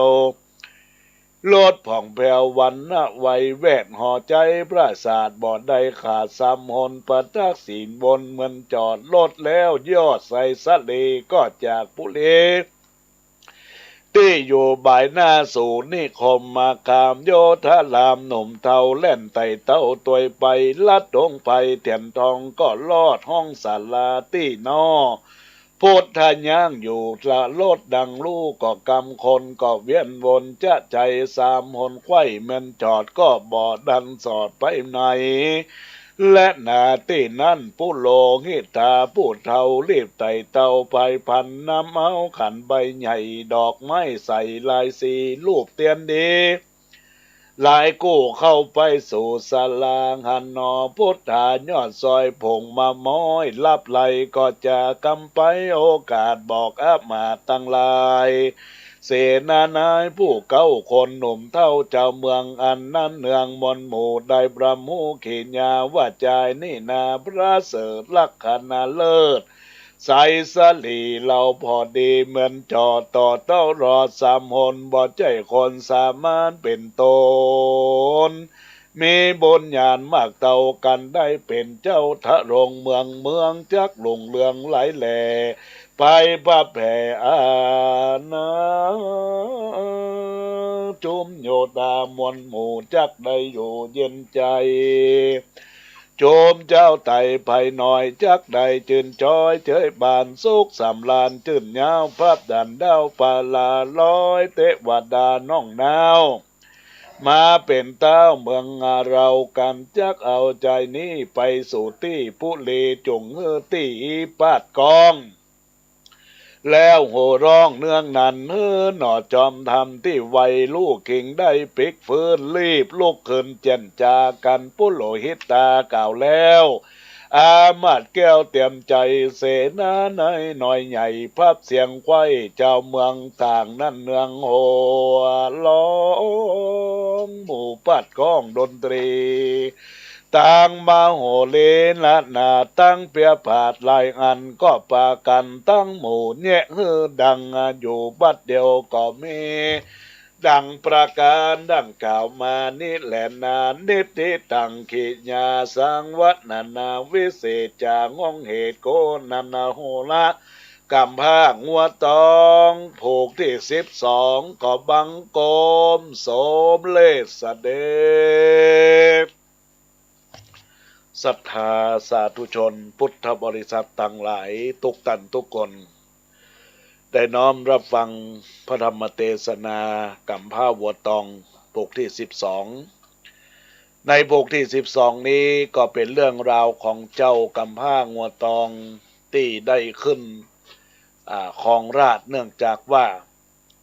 เจ้าหอคำนั้นได้ถึงแก่กรรมไปเมื่อผูกที่11เรียบร้อยปากันสรรเสริญยินดีกับเจ้ากำพร้างัวตองที่จะได้ขึ้นครองราชย์เป็นเจ้าพญาเมืองญาติโยมทั้งหลายนี่ก็เป็นความสุขความเจริญก้าวหน้ารุ่งเรืองของเจ้าพญาที่เกิดขึ้นแล้วก็บรรดาญาติโยมอุบาสกอุบาสิกาทั้งหลายก็ติดตามรับฟังต่อไปในภูกที่13ในสัปดาห์หน้าก็มีเจ้าภาพต่อแล้วก็ในภูกที่12นี้อาตมาภาพก็จะได้เทศน์ในวันศุกร์อีกครั้งคราวหนึ่งญาติโยมก็ติดตามรับฟังแล้วจะได้เข้าใจต่อไป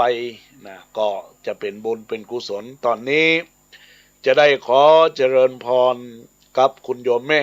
สวัสดิ์โกชมจากบ้านลักปันประธานสภาวัฒนธรรมอำเภอสันทรายได้เป็นเจ้าภาพวันนี้ฮับปอนในโอกาสนี้ตัวยะถาวาริวังหาปุลาปาริปุเรนติสาคะลังเอวะเมวะอิโตเทนนังเปตานังอุปกปปติอิจิตังบดิตังตุมหังคิปะเมวะชเมจันโตสัพเพปุเรนตุสังกปาจันโทปนะละโสยะถามณีโชติละโสยะถาเอวังหนตุดีและอาจจะในวันนี้ก็หาเป็นวันดีสลีสุขมังคระอันบ้าเสดลำเลิศยิ่งกว่าวันและยามตั้งลายบัดนี้ไม่มีปฐมมูลศรัทธาแม่สวาสโกสุมประธานสภาวัฒนธรรมอำเภอสันทรายณบ้านลักปันอำเภอสันทรายจังหวัดเชียงใหม่เป็นต้นเป็นประธานปุจจาพระธรรมเทศนาชื่อว่ากำพร้างัวตองผูกที่12จตุปัจจัย1,000 บาทได้น้อมถวายเป็นทานเพื่อจักยอกินยอตานอุทิศะส่วนบุญส่วนกุศลฝากไปถึงพ่อเกิดแม่เกิดเจ้ากรรมและนายเวรเทพบุตรเทวดาเจ้าตี้เจ้าตางเจ้าดินเจ้าแดนเจ้าหอเจ้าเงินเจ้าบ้านเจ้าจองในทิกากาละวันนี้ยามนี้นั้นจุงจะมีตั้งแต่ดิลีบุญยะลายสีที่เกิดจากจิตใจยังตนตัวของแม่สวัสดิ์โกชมได้คืดใจออกปากสันใดก็ขอสมมโนมัยไฟอ้างจะหลงกองข้างสักยังสักประการนั้นจุงจะมีตั้งแต่ดิลีสะท้อนย้อนกรรมของท่านถึงได้อยู่เย็นเป็นสุขปราศจากทุกโศกโรคภัยไข้เจ็บจะได้มีสิ่งใดมรกรรมมากายนั้นจุงจะมีตั้งแต่ดิลีบุญยะลายสีอันตนตัวของคุณแม่สวัสดิ์โกชุมท่านประธานวัฒนธรรมประธานสภาวัฒนธรรมอำเภอสันทรายก็ขอให้ท่านได้เจ็บป่วยป้นจากเคาะปีเคาะเดือนเคาะเจ็บเคาะไข้เคาะหนาวเคาะมารับเมื่อตื่นเมื่อชื่นเมื่อฝันเคาะเมื่อคืนมาหันอู้เมื่อจาเคาะต่างๆนานาหายจากจิตจากใจยังตนตัวของท่านประกอบไปด้วยอายุวัฏโกธนวัฏโกสิริวัฏโกยัสวัฏโกภรวัฏโกวันนะวัฏโกหนตุสัพพตาตุกะโลกาพยาเวลาโสกาจะจุจุปัตถวาอเนกาอันตรยปิวินาสันตุจเตสสาจยะสิทธิทานังละปังโสติภกยังสุขังปรังสิริอายุจวันโนจะโพกังบุติจยาสวาสัตวัสสาจะอายุจะสีวสิทธิภวันตุเตสัพพิติโยวิวัจจันโตสัพพโรโกวินาสันตุมาเตภวะตวันทะละโยสุขีติกายุโกอภิวาทนาสีริสนิจังมุทาปัจจายโนจัตตาโลธรรมาวัฏันติอายุวันโนสุขังพลังพัฒหานทนังจตุปัจจัยทานังเนปานังพละมังสุขังก็ขออนุโมทนาขอบคุณกับบุญญาเจตนาของบุรุษศรัทธาญาติโยมอุบาสกอุบาสิกามหารัตนอุบาสิกาคุณโยมแม่สวัสดิ์โกชุมประธานสภาวัฒนธรรมอำเภอสันทรายแล้วก็เป็นที่ปรึกษานายกเทศมนตรี ตำบลสันนาเมงที่ได้ให้ความอนุเคราะห์เมตตาอย่างปัจจัย 1,000 บาทในการปูจาพระธรรมเทศนากำพร้าบัวตองก็ขอให้บุญใดกุศลใดที่โยมแม่ได้กระทำแล้วก็ขอให้ได้อยู่เย็นเป็นสุขอายุมั่นขวัญยืนปราศจากทุกโศกโรคภัยไข้เจ็บจะได้มีสิ่งใดมากำมากายนั้นจุงจักมีเตื้องแต่ติหลีอายุวันโนสุขังพลังเนิงศรัทธาสาธุชนทั้งหลายอาตมาภาพก็จะได้ประชาสัมพันธ์งานบุญงานกุศลก็คืองานกฐินสามัคคีดังนั้นแล้วในโอกาสนี้ก็จะได้เปิดซอเพื่อเป็นการไว้อาลัยกับเหตุการณ์กราดยิงพร้อมประชาสัมพันธ์งานบุญงานกุศลทอดกฐินสามัคคีของวัดสังขยอมตำบลสันทรายน้อยอำเภอสันทรายจังหวัดเชียงใหม่ในวันที่30ตุลาคม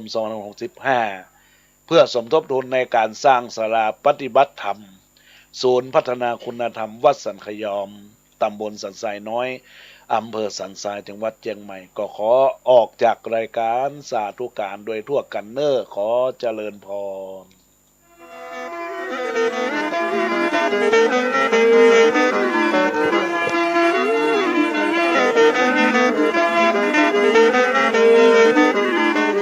เหมือนต้นมาวัดเอาแก้วแก่นตาแล้วเอาเกลือเข้าทาปวดแสบปวดร้อนอย่างน้าเอ็นดูหมูที่เป็นละอ่อนกินเข้าแล้วนอนเวลาหมอกเตี้ยงตายห้องดูดปวดนมลงไปได้น้อยคนตาเริ่มหอยกำลังมอยลับไปมีมัดอยู่รากคาดเด็ดดวงใจของพ่อแม่ไปยังบ่มีวันตื่นเสียงปืนยิงต้องตีนที่ประตูพวกงูคนงูวิ่งหนีวุ่นหลับเตือดตัวท้ายหนูบ่ได้ตื่นสิ้นเสียงปืนเหลือเพียงกองเลือดสีแดงเหตุการณ์ครั้งนี้ยิ่งใหญ่รุนแรงปืนยิงมีดแทงฆ่าเก่งปากเถื่อนจิตใจอำมหิตหิตมนุษย์มานานรกส่งคิงมากับบ้าตัวนี้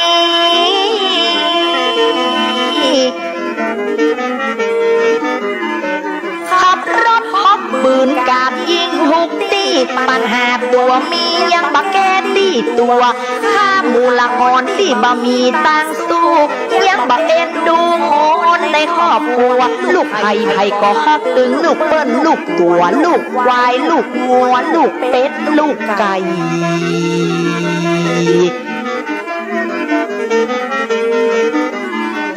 เหตุการณ์เกิดขึ้นหนองบัวลำพูจิตใหญ่หดหูดูข่าวให้ถ้าเกิดกับไผ่ก็ห้ามบอดได้พ่อแม่กอดกันให้ยืนพอศพลูกตายไปปักยังบัดหอบอายุ2 ขวบตายบ้าน่าจะตายละบอกกับแม่ขอวิญญาณน้อยขึ้นนภาไปเป็นเทวบุตรเทวดาบนฟ้า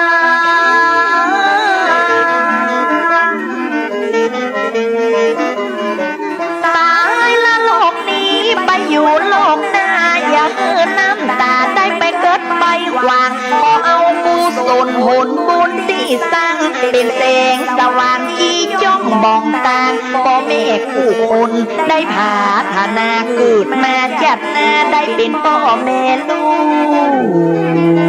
ก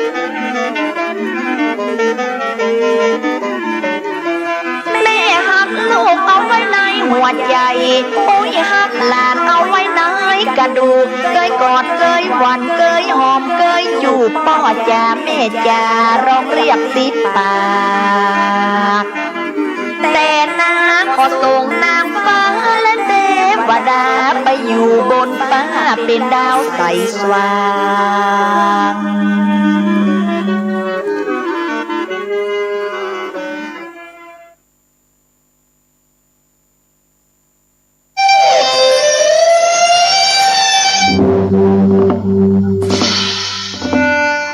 ขอเชิญร่วมทอดกฐินสามัคคี ประจำปี 2565 วันอาทิตย์ที่ 30 ตุลาคม เวลา 9:39 นาที เพื่อสมทบทุนสร้างกำแพงด้านทิศใต้ปรับปรุงซ่อมแซมเสนาสนะภายในวัด ขอเชิญมาร่วมกันทำบุญได้ตั้งแต่วันนี้เป็นต้นไปครับ สวัสดีครับ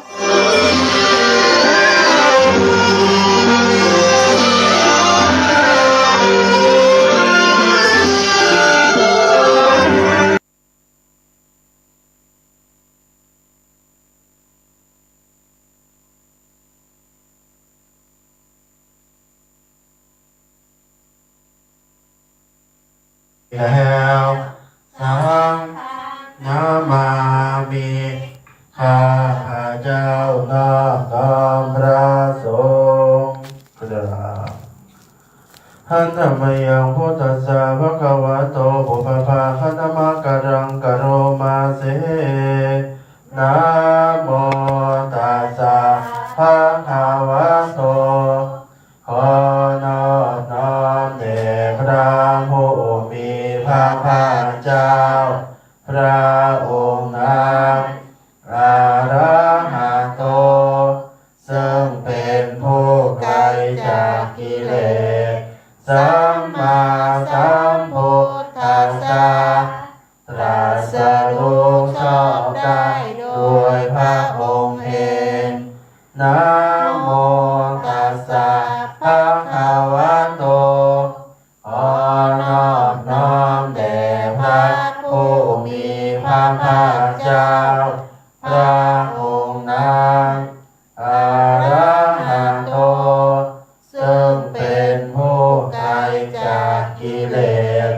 สัมมาสัมพุทธัสสะ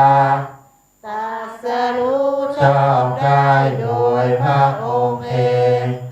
นะโมตัสสะภะคะวะโตขอนอบน้อมแด่พระผู้มีพระภาคเจ้า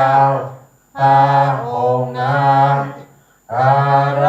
หันโตซึ่งเป็นผู้ไกลจากกิเลสสัมมาสัมพุทธัสสะตรัสรู้ชอบได้โดยพระองค์เองเปิดมาหน้า55บทสวดพิเศษในเบื้องต้นนี้เราก็จะสวดถึงพระไตรสรณคมหันธรรมยังติสรณคัมมนะปะทังพนามาเสพุทธังสารนังคัจฉามิข้าพระเจ้าถือเอาพระพุทธเจ้าเป็นสารนังคัจฉามิข้าพระเจ้าถือเอาพระธรรมเป็นสารณะสังฆังสารนังคัจฉามิแม้ครั้งที่สองข้าพระเจ้าถือเอาพระธรรมเป็นสารณะทุติยมปิสังฆังสารนังคัจฉามิแม้ครั้งที่สองข้าพระเจ้าถือเอาพระสงฆ์เป็นสารณะตาติยมปิพุทธังสารนังคัจฉามิแม้ครั้งที่สามข้าพระเจ้าถือเอาพระพุทธเจ้าเป็นสารณะตาติยมปิธัมมังสารนังคัจฉามิแม้ครั้งที่สามข้าพระเจ้าถือเอาพระธรรมเป็นสารณะตาติยมปิสังฆังสารนังคัจฉามิแม้ครั้งที่สามข้าพระเจ้าถือเอาพระสงฆ์เป็นสารณะหันธรรมยังปราภาวสุตปาทังพนามาเสโสวิชาโนภวังโห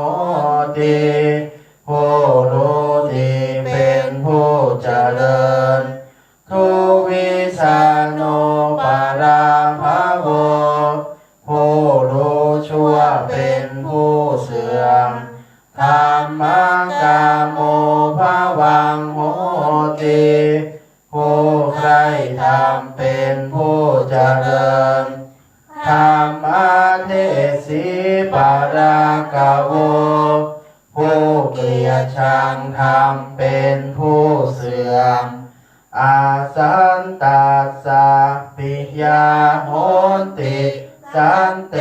นะกุรุเตปิยังอาสาตังธัมมังโรเจติตังปาราภวโตมุขังเขานั้นทำความรักใคร่ในอาสัตบุรุษไม่ทำความรักใคร่ในสัตบุรุษเขาชอบใจนิทาสิสิสาภาสิสิอนุทาตาจโยนะโลอาลาโสโกทปัญญาโนตั้งมาอยู่ไม่เลี้ยงดูบิดามารดาผู้ชราอันมีวัยหนุ่มผ่านไปแล้วข้อนั้นเป็นทางแห่งความเสื่อมโยพระมานังสามานังวาอัญญังวาปิวานิภกังมุสาวาเทนะวันเจติตังปาราภวโตมุขัง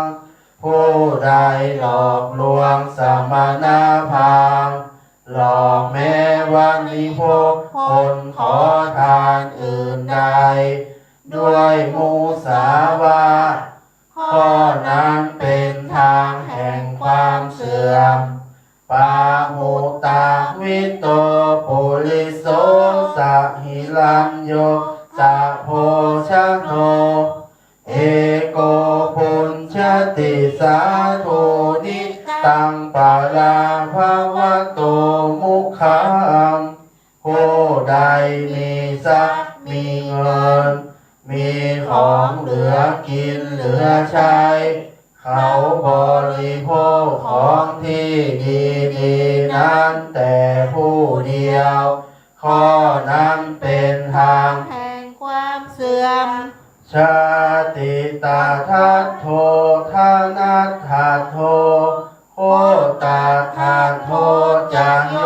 นะโลสัญญาติอาติมันเยติตังปาราภวโตมุขังผู้ใดยิ่งพอชาติกำเนิดยิ่งพอทรัพย์ยิ่งพอโคตรและดูหมิ่นญาติของตนข้อนั้นเป็นทางแห่งความเสื่อมอิทธิทุตโตสุราทุตโตอาคาทุตโตจักโยนะทินาเสติตังปาราภวโตมุขังผู้ใดเป็นนักเลงหญิงนักเลงสุราและนักเลงเล่นการพนันเขาได้ชู้กับภรรยาคนอื่นข้อนั้นเป็นทางแห่งความเสื่อมอาติตาโยภาโนโปโสอาเนติติมภาลุธานิงตัสสะอิสานะสุปฏิตังปาราภวโต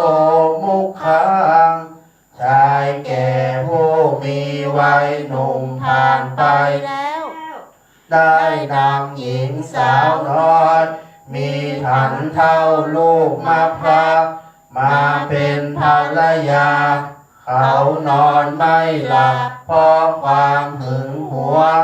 และห่วงอะไรในหญิงนั้นข้อนั้นเป็นทางแห่งความเสื่อมอิทธิงโสติงวิกิลิติงปุริสังวาปิตาทิสังอิสาริยาสามิงทะเปติตังปาราภวโตมุขังชายใดตั้งหญิงนักเลงใช้จ่ายสุขแก่หญิงใดตั้งชายนักเลง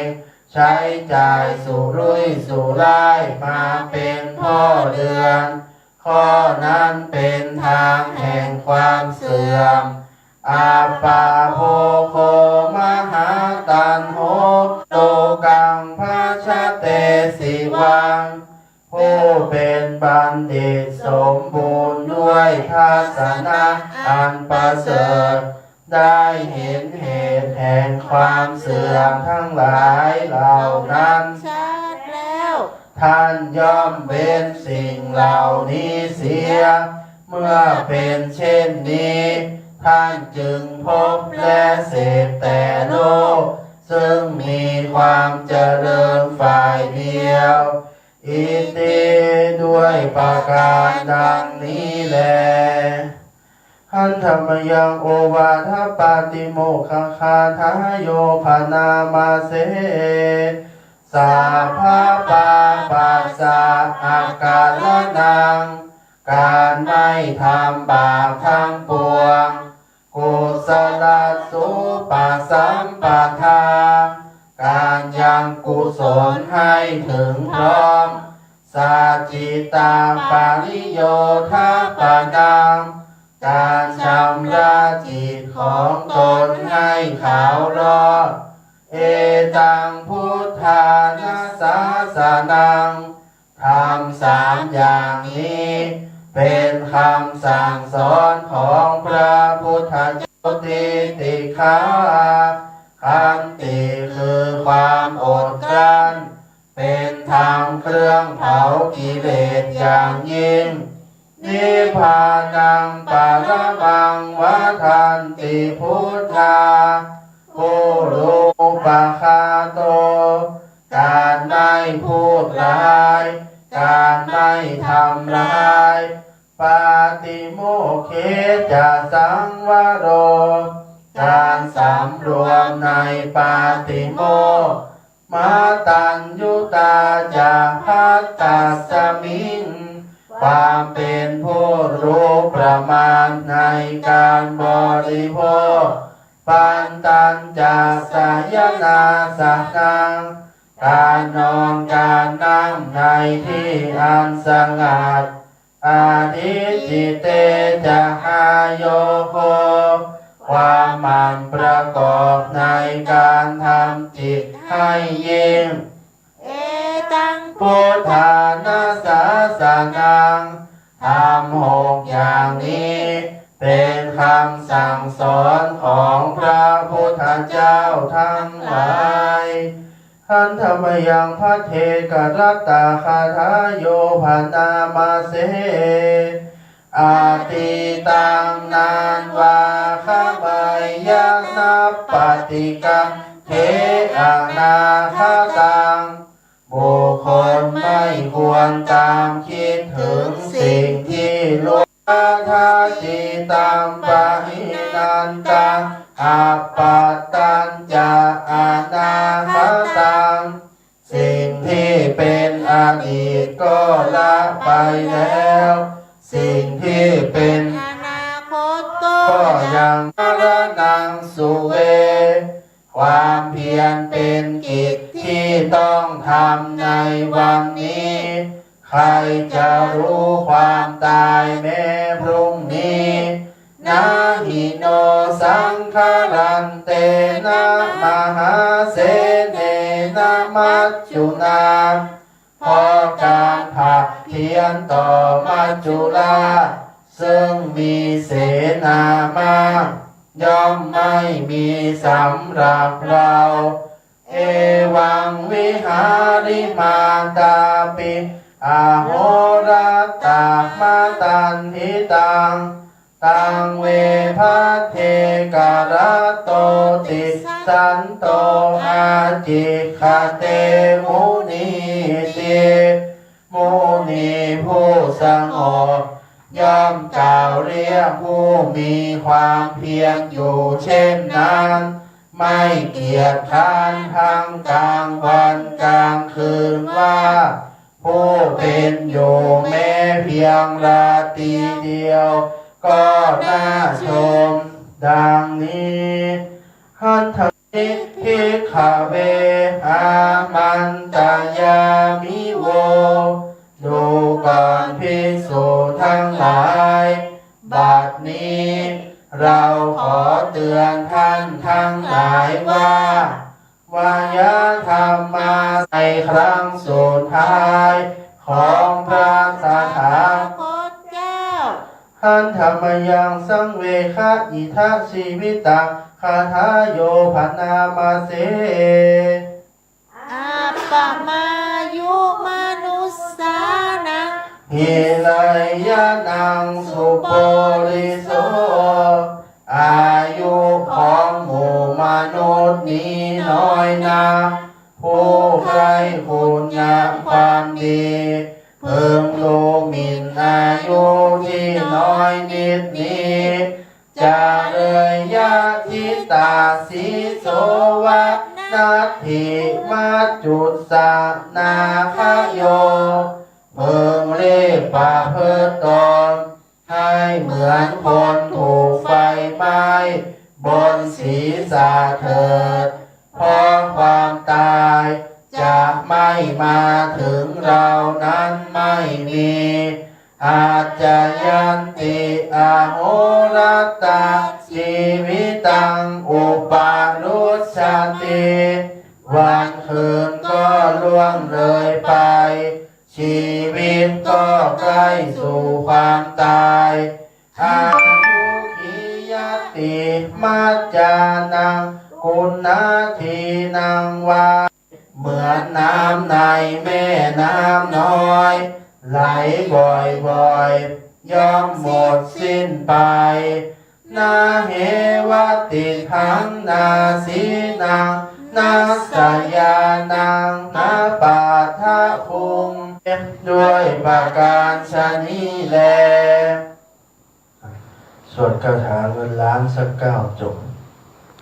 สวดได้หรือเปล่าพี่น้องได้ใช่ไหม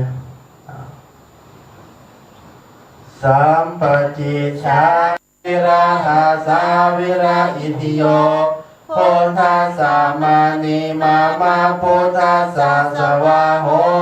สัมปติชามิเพ่งเพ่งพาพาหาหาเรือเรือสัมปจิชามินาทังวิราหิงสาวิราคาสีวิราคาสาวิราอิทิโยโพธาสามานิมามาโพธาสาสวาโหสัมปติชามิเพ่งเพ่งพาพาหาหาเรือเรือสัมปจิชามินาสังสีโมพรหมาจะมหาเทวาสัพเพยะขาวลายัมติ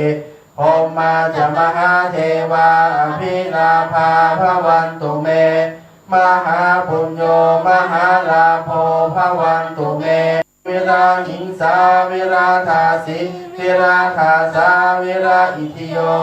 โพธาสามานิมามาโพธาสาสวาโหติชามิเพ่งเพ่งพาพาหาหาเรือเรือสัมปจิชามินาสังสีโมพรหมาจะมหาเทวาสัพเพยะขาปลายันติพรหมาจะมหาเทวาอภิลาภาภวันตุเมมหาปุญโญมหาลาโภภวันตุเมมิเตภาหุหาติโพธามะอาอุนะโมพุทธายะวิราทโยวิราโพนายังวิราหิงสาวิราธาสีวิราหาหาเรือเรือสัมปจิชามินาสังสีโม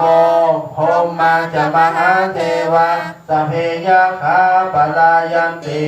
พรหมาจะมหาเทวาอภิลาภาภวันตุเมมหาปุโหสัมปติชามิเพ่งเพ่งพาพาหาหาเรือเรือสัมปติชามินาสังสีโมพรหมาจะมหาเทวาสัพเพยะขาปลายันติพรหมาจะมหาเทวาอภิลาภาภวันตุเมมหาปุญโญมหาลาโภภวันตุเมมิเตภาหุหาติโพธามะอาอุนะโมพุทธายะ วิราทายโยวิราโพนายังวิราหิงสาวิราธาสิวิราธาสาวิราอิทิโยโพธาสามานีมามาโพธาสาสวาโหสัมปติชามิเพ่งเพ่งพาพาหาหาเรือเรือสัมปติชามินาสังสีโมโพมาจะมหาเทวาสัมเพยขาปลายันติโพมาจะมหาเทวาอภิลาภาภวันตุเมมหาปุญโญมหาลาโภภวันตุเมมิเตภาหุอาติโพธามะอาอุนะโมพุทธายะ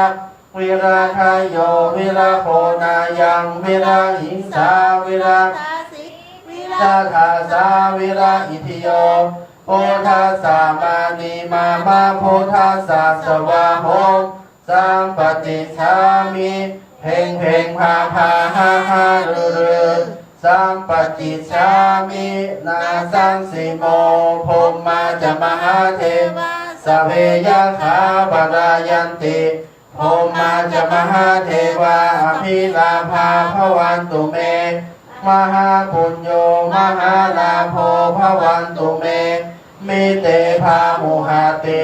โพธามะอาอุนะโมพุทธายะทายโยวิราโพนายังวิราหิงสาวิราธาสีวิราธาวิราอิทิโยโพธาสามานีมามาโพธาสาสวาโหสัมปติชามิเพ่งเพ่งพาพารวยรวยรวย ปกแต่ว่าไม่มีเสียงเปิดไปหน้า17ที่มีงานทั้งนั้นนะ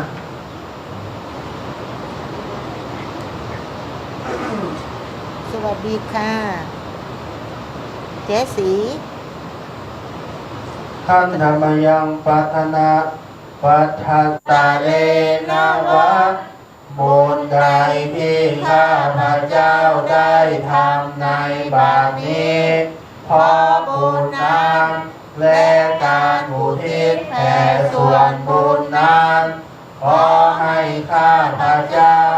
ทำให้แจ้งโลกุตระธรรมก้าวในทันทีสัจเจตาวะอาโพหังสังสาเนปานาสังสารังถ้าข้าพระเจ้าเป็นผู้อาภัพอยู่ยังต้องท่องเที่ยวไปใน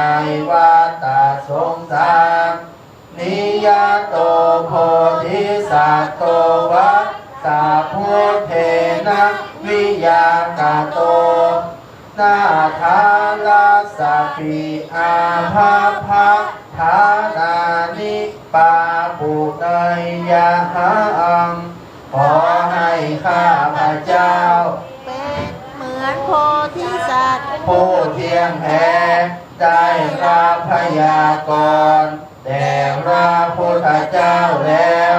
ไม่ถึงฐานะแห่งความอาภัพ18อย่างปัญจเวลานิวัชชัยยังละเมยังศีลรักขเตปัญจกาเมอาลักโขหังวัชชัยยังกามปังกะโตข้าพระเจ้าพึงเว้นจากเวรทั้งห้าพึงยินดีในการรักษาศีลไม่ก่อเกี่ยวในกามคุณทั้งห้าพึงเว้นจากเปลือกตมกล่าวคือการทุติยานายุทธเชยยังสังยุทธเชยยังสุทิทิตาปาเปมิเตนะเสเวยยังเสเวยยังปันดิเตสังฆาขอให้ข้าพระเจ้าไม่พึงประกอบด้วยทิฏฐิชั่วพึงประกอบด้วยทิฏฐิที่ดีงามไม่พึงคบมิตรชั่วพึงคบแต่บัณฑิตทุกเมื่อสัทธาสติทิ อาปาไสโหวาสาตุหิให้ยังอามันทะมุยหาโกขอให้ข้าพระเจ้าเป็นบ่อเกิดแห่งคนคือศรัทธาเสื่อมและความเจริญเป็นผู้เฉียบแหลมในอาจและธรรมขอให้ยานของข้าพระเจ้าเป็นไปไม่ขัดข้องในธรรมที่ควรรู้ดุจลมพัดไปในอากาศฉะนั้นยากาจิกุสลามายาสาสุเขนะสิทธาตังสัทธาเอวังวุตตาคุณาสะเทโหตุไมหังภาเวภาเวความปรารถนาใดๆของข้าพระเจ้าที่เป็นกุศลขอให้สำเร็จโดยง่ายทุกเมื่อคุณที่ข้าพระเจ้ากล่าวมาและทั้งปวงนี้จงมีแก่ข้าพระเจ้าทุกทนยะถาอุปัสสติโลเกสัมพุทโธโมคคาเทสังโฆกาธามุตโตกุกัมเมหิลัทโธกาโสภาวัยยะหังเมื่อใดพระสัมมาสัมพุทธเจ้าผู้แสดงธรรมเครื่องพ้นทุกข์เกิดขึ้นแล้วในโลก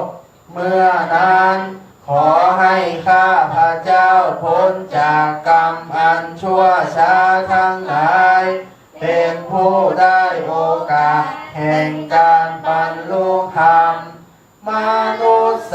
ตัญจะลิงคันจะปาภัทธันจุปสัมปทัง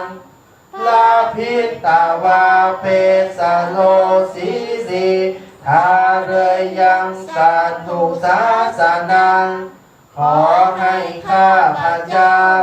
พึงได้ความเป็นมนุษย์ได้เพศบริสุทธิ์ได้บัณฑิตมีศีลทรงไว้ซึ่งพระศาสนาของพระศาสดาสุขาปฏิปโทขิปาพิญโยสัจจิการยยหังอารังขอให้เป็นผู้มีการปฏิบัติโดยสะดวกตรัสรู้ได้พลังกระทำให้แจ้งซึ่งอรหัตผลอันเลิศอันประดับด้วยธรรมมีวิชาเป็นต้นยะทินิปัจฉติพุทโธกัมมังปริปุรัญจะเมเอวังสันเตละพยาหังปัจเจกะโพธิมุตตมันติถ้าหากพระพุทธเจ้าไม่บังเกิดขึ้นแต่กุศลกรรมของข้าเต็มเปี่ยมแล้วเมื่อเป็นเช่นนั้นขอให้ข้าพระเจ้าพึงได้ญาณเป็นเครื่องรู้เฉพาะตนอันสูงสุดเถิดสาธุ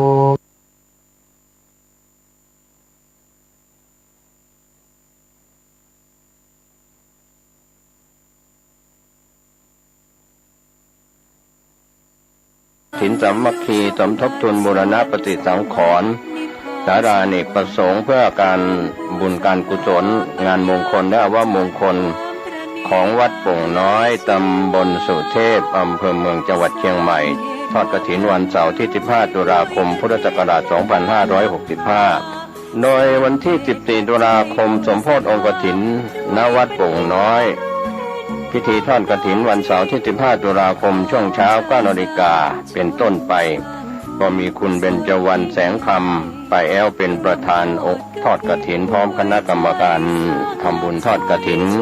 กับพระที่จำพรรษาทุ่นไตรมาสของวัดโป่งน้อยตำบลสุเทพอำเภอเมืองเชียงใหม่จังหวัดเชียงใหม่วันเสาร์ที่15ตุลาคม2565สมยิ่งบุญทอดกฐิ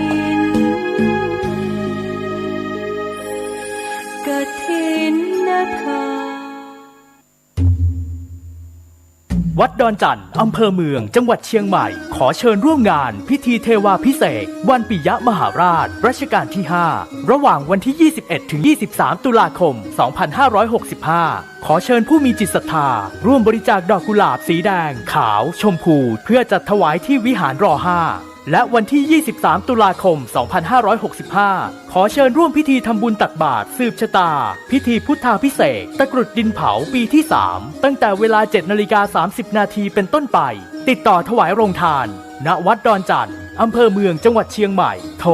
053-240-184 053-240-184รวมใจกันทำบุญทอดกฐินข่าวสารเพื่อการประชาสัมพันธ์ขอเชิญชวนผู้ใจบุญใจกุศลร่วมทำบุญทอดกฐินสามัคคีเพื่อสร้างศาลาโรงครัวที่พักสงฆ์สถาบันธรรมาภิวัตรบ้านศพเตินตำบลศพป้าอำเภอแม่เมาะจังหวัดลำปางในวันอาทิตย์ที่ 23 ตุลาคม 2565 เวลา 13 นาฬิกาท่านที่จะร่วมบุญสามารถร่วมทำบุญผ่านบัญชีธนาคารกรุงไทยสาขาประตูชัยชื่อบัญชีที่พักสงฆ์สถาบันธรรมาภิวัตรเลขที่บัญชี 536-075-5318 ก็เป็นงานบุญงานกุศลทำบุญทอดกฐินสามัคคีโดยการนำของคุณแม่ชะแลมอุดมทรัพย์นะครับที่จะได้เป็นประธานทอดกฐินพร้อมคณะนะครับวันอาทิตย์ที่ 23 ตุลาคม 2565 เวลา 13 นาฬิกาเชิญท่านร่วมงานนี้โดยพร้อมเพรียงกันสร้างหลักใช้ชีวิตไว้พึ่งพิงกฐินทานคือสังฆทานบุญทานยิ่งใหญ่1 เดือนท่านกำหนดไว้นับตั้งแต่วันพิธีทำบุญทอดกฐินมหาวิทยาลัยเชียงใหม่ประจำปี 2565 ทอดถวายวันเสาร์ที่ 29 ตุลาคม พุทธศักราช 2565 ณ วัดสายหินตำบลสุเทพอำเภอเมืองเชียงใหม่จังหวัดเชียงใหม่ 13 นาฬิกาพร้อมกันที่ศาลาธรรมมหาวิทยาลัยเชียงใหม่ตั้งขบวนแห่องค์กฐินและบริวารหน้าศาลาธรรมมหาวิทยาลัยเชียงใหม่เคลื่อนขบวนแห่องค์กฐินและบริวารออกจากศาลาธรรมมีกำหนดไปตามเส้นทาง 13:30 น.ขวงวัฒนธรรมมหาวิทยาลัยเชียงใหม่ขบวนแห่องค์กฐินและบริวารทุกคณะสถาบันสำนักและส่วนงานต่างๆพร้อมกันมีการแสดงของชมรมพื้นบ้านล้านนาสโมสรนักศึกษามหาวิทยาลัยเชียงใหม่ 14 นาฬิกาเคลื่อนขบวนแห่องค์กฐินและบริวารเข้าสู่วัดสายหินประธานในพิธีจุดธูปเทียนบูชาพระรัตนตรัยไหว้พระสมาทานเบญจศีลกล่าวคำถวายผ้ากฐินแด่พระสงฆ์น้อมผ้ากฐินถวายพระสงฆ์อัปโลกกฐินถวายทายธรรมแด่พระสงฆ์กรรมการสภามหาวิทยาลัยอธิการบดีรองอธิการบดีผู้ช่วยอธิการบดีประธานกรรมการส่งเสริมมหาวิทยาลัยคณบดีผู้อำนวยการสถาบันสำนักศูนย์กองประธานสภาพนักงานมหาวิทยาลัยนายกสโมสรมหาวิทยาลัยนายกสโมสรนักศึกษามหาวิทยาลัยตามลำดับถวายทายธรรมแด่พระสงฆ์อนุโมทนากรวดน้ำรับพรลาพระสงฆ์ 15:30 น.ประกาศผลรางวัลการประกวดขบวนกฐินก็เป็นข่าวสารงานทำบุญทอดกฐินมหาวิทยาลัยเชียงใหม่ประจำปี 2565 ตรงกับวันเสาร์ที่ 29 ตุลาคม 2565 ทอดถวายกับพระคุณเจ้าที่จำพรรษาท่วนไตรมาสวัดสายหินตำบลสุเทพอำเภอเมืองเชียงใหม่จังหวัดเชียงใหม่ขอเชิญท่านร่วมบุญร่วมกุศลติดต่อได้ที่มหาวิทยาลัยเชียงใหม่และวัดสายหินที่จะร่วมทำบุญในคราวครั้งนี้ได้ความสุขกายสุขใจโดยทั่วหน้ากันสร้างเหตุปัจจัยด้วยศรัทธาด้วยปัญญารู้เห็นทำตามจริง 5:08 น.ครับมาแล้วครับนะฮะเดอะเฮียนครับเข้าสายไปนิดหนึ่ง เพราะว่าเมื่อกี้เป็นช่วงของธรรมะของครูบาอาจารย์นะครับก็มาแล้วครับเดอะเฮียนครับทาง FM 104.50 เมกะเฮิรตซ์ที่นี่คือสถานีวิทยุเพื่อการศึกษาพระพุทธศาสนาและวัฒนธรรมนะฮะก็เป็นอีกหนึ่งรายการ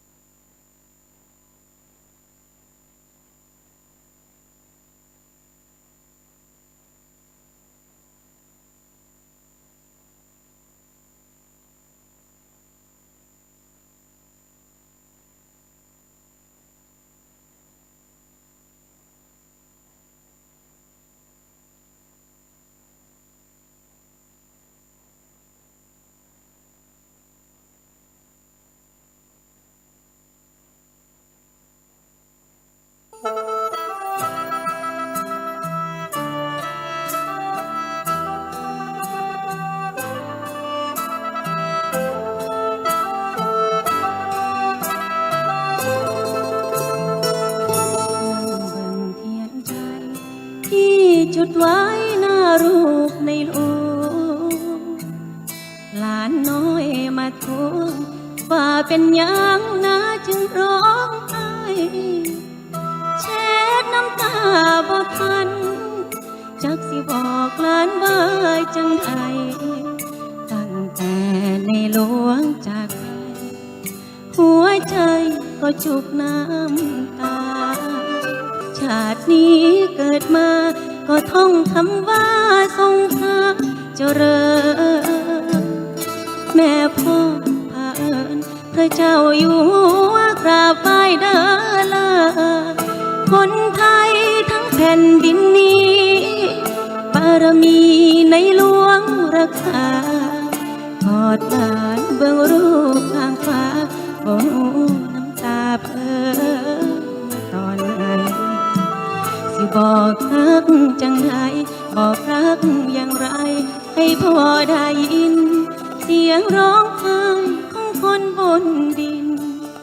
ได้ยินถึงฟ้าหรือไม่สิทำความดีรักษามัคคีที่พ่อสอนไว้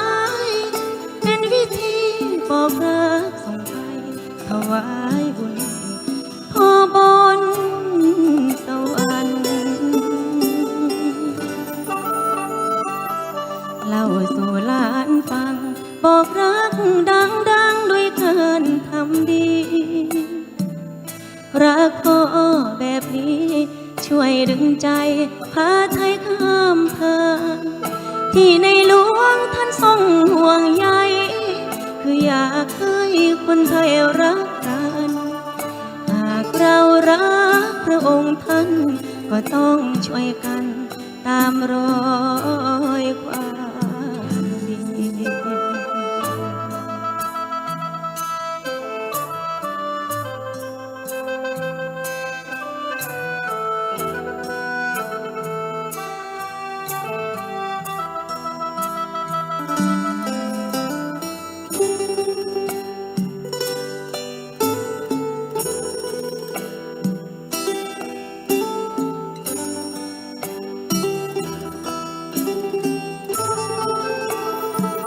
สิบอกรักจังใดบอกรักอย่างไรให้พ่อได้ยินเสียงร้องไห้ของคนบนดินได้ยินถึงฟ้าหรือไม่สิทำความดีรักษามัคคีที่พ่อสอนไว้เป็นวิธีบอกรักส่งไปถวายบุญพ่อบนสวรรค์เล่าสู่หลานฟังบอกรักดังๆด้วยการทำดีรักพ่อแบบนี้ช่วยดึงใจพาไทยข้ามผ่านที่ในหลวงท่านทรงห่วงใยคืออยากให้คนไทยรักกันหากเรารักพระองค์ท่านก็ต้องช่วยกันตามรอยความดี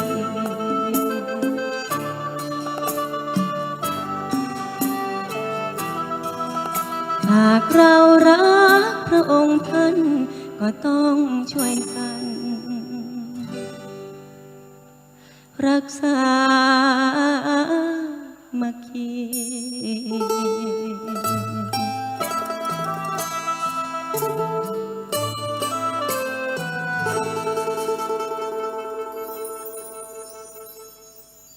พระองค์ท่านไม่เคยบอกให้พวกเรารักพระองค์ท่านเลยนะครับพระองค์ท่านมีแต่บอกให้พวกเรานั้นรักกันและในวันนี้ครับเป็นสิ่งที่ผมเชื่อว่านะครับสิ่งที่พวกเราทำในวันนี้จะส่งไปถึงสวรรคาลัยและพระองค์ท่านก็คงจะทรงทอดพระเนตรมาเห็นครับภาพเบื้องนอกขณะนี้คน100,000 คนแล้วจุดเทียนขึ้นพร้อมกันข้างนอกนั้นสวยงามและสมพระเกียรติพระองค์ท่านเป็นอย่างมากนะครับ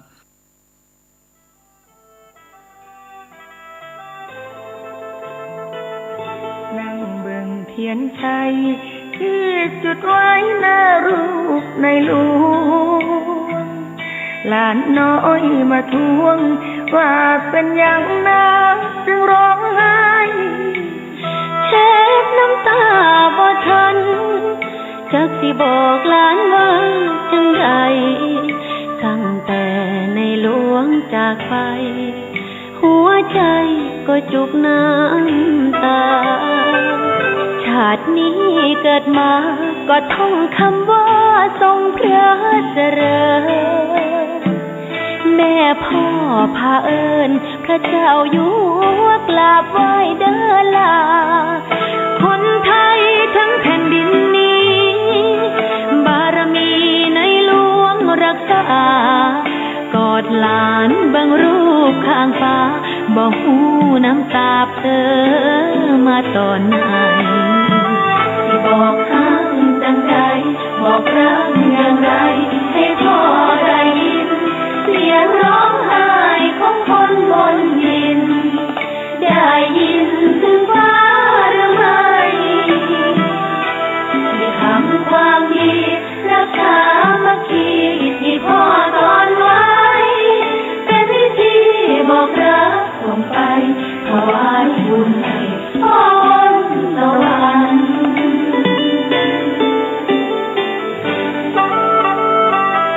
เล่าสู่หลานฟังบอกรักดังด้วยการทำดีรักพ่อแบบนี้ช่วยดึงใจ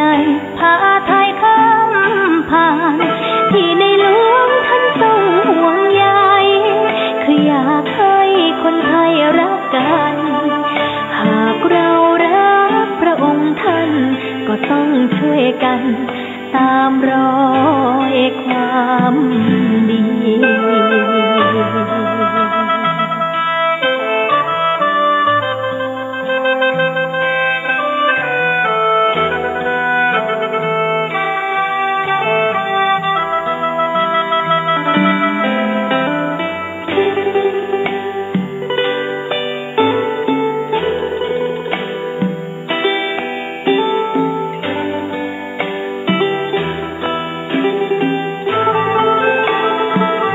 บอกฮักจังใดบอกรักอย่างไรให้พ่อได้ยินเสียงร้องไห้ของคนบนดินได้ยินถึงฟ้าหรือไม่ได้ทำความดีรักษามัคคีที่พ่อสอนไว้เป็นวิธีบอกรักส่งไปถวายบุญให้พ่อบนสวรรค์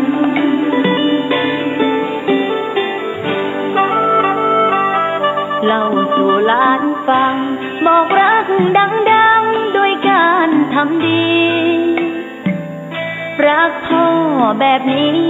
ช่วยดึงใจพาไทยข้ามผ่านเห็นในหลวงท่านทรงห่วงใย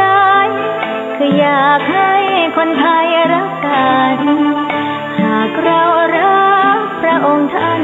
ก็ต้องช่วยกันตามรอยความดี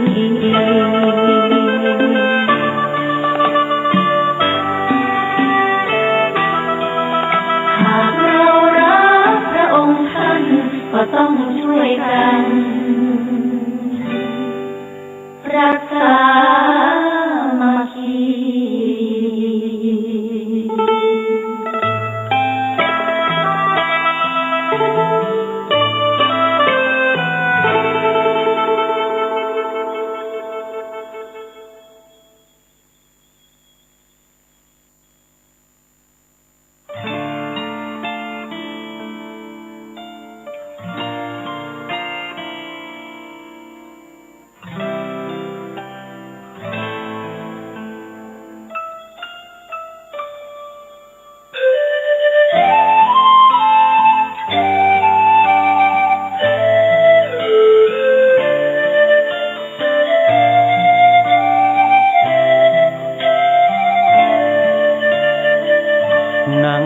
ทียนชัย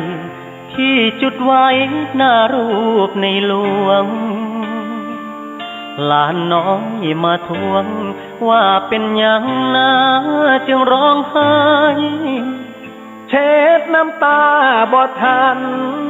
จักสิบอกหลานว่าจังได้ตั้งแต่ในหลวงจากไปหัวใจก็จุกน้ำตา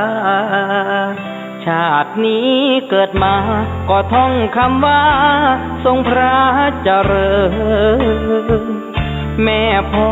พาเอิญพระเจ้าอยู่หัวกราบไหว้เด้อละคนไทยทั้งแผ่นดินนี้บารมีในหลวงรักษากอดหลานเบิ่งรูปข้างฟ้า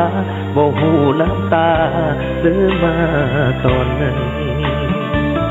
บอกคำอย่างใดบอกคำอย่างไรให้พ่อได้ยินเสียงร้องไห้ของคนบนดินได้ยินถึงฟ้าหรือไม่ทำความดีรักษามัคคีที่พ่อสอนไว้เป็นวิธีบอกเราส่งไปถวายบุญให้พ่อบนสวรรค์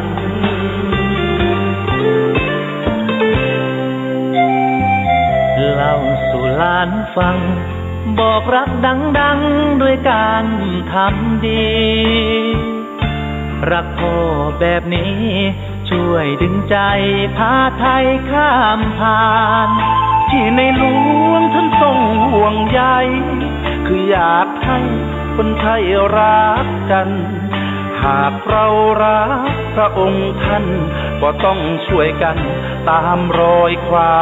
มดี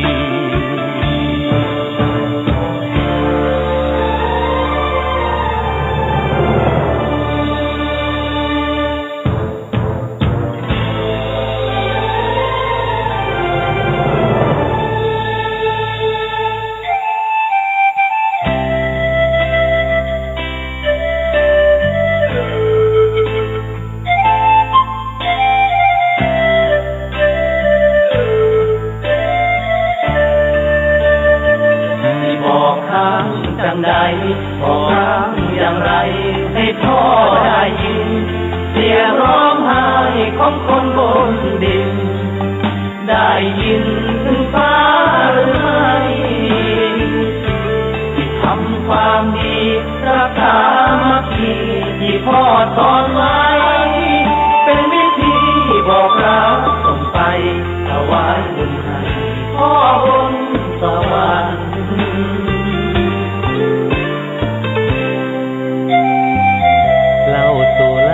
ฟังบอกรักดังๆด้วยการทำดีรักพ่อแบบนี้ช่วยดึงใจพาไทยข้ามผ่านที่ในหลวงท่านทรงห่วงใยคืออยากให้คนไทยรักกันหากเรารักพระองค์ท่านก็ต้องช่วยกันตามรอยความดี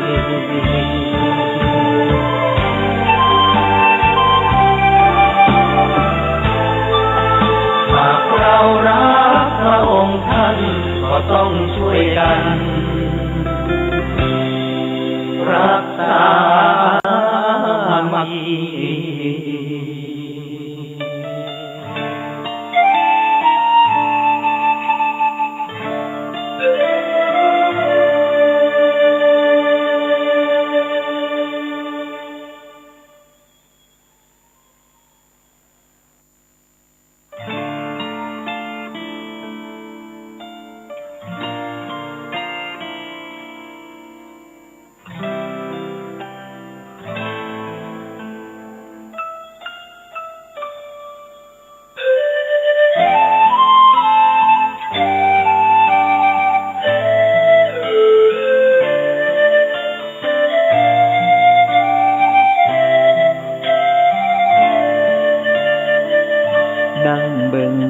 ชัยที่จุดไว้หน้ารูปในหลวงหลานน้อยมาทวงว่าเป็นยังน่าจึงร้องไห้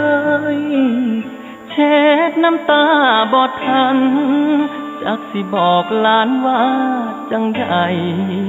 ตั้งแต่ในหลวงจากไปหัวใจก็จุกน้ำตาชาตินี้เกิดมาก็ท่องคำว่าทรงพระเจริญ แม่พ่อพาเอิญพระเจ้าอยู่หัวกราบไหว้เด้อลาคนไทยทั้งแผ่นดินนี้บารมีในหลวงรักษากอดหลานเบิ่งรูปข้างฟ้าบ่น้ำตาเนื้อมาตอนไหนสิบอกฮักจังใดบอกรักอย่างไรให้พ่อได้ยินเสียงร้องไห้ของคนบนดินได้ยินถึงฟ้าหรือไม่ที่ทำความดีรักษามาคีที่พ่อสอนไว้เป็นวิธีบอกรักส่งไปถวายบุญให้พ่อบนตะวัน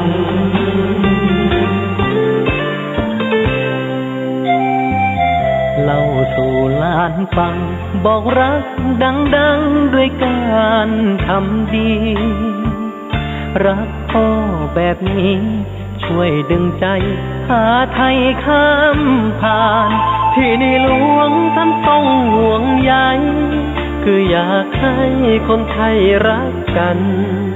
หากเรารักพระองค์ท่านก็ต้องช่วยกันตามรอยความดี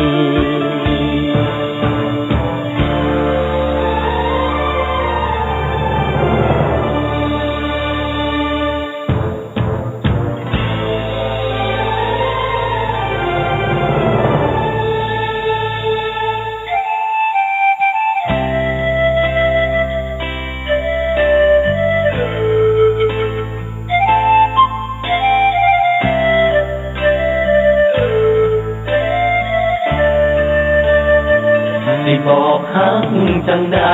บอกรักอย่างไรให้พ่อได้ยินเสียงร้องไห้ของคนบนดินได้ยินถึงฟ้าหรือไม่ที่ทำความดีรักษามาคีที่พ่อสอนไว้เป็นวิธีบอกรักส่งไปถวายบุญให้พ่อบนตะวัน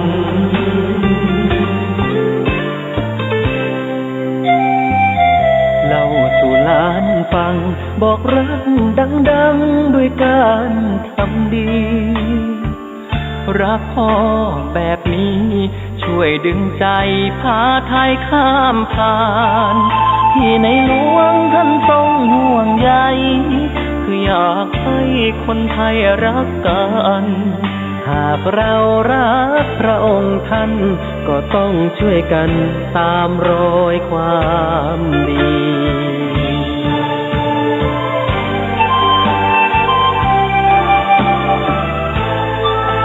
หากเรารักพระองค์ท่านก็ต้องช่วยกันรักษามาคี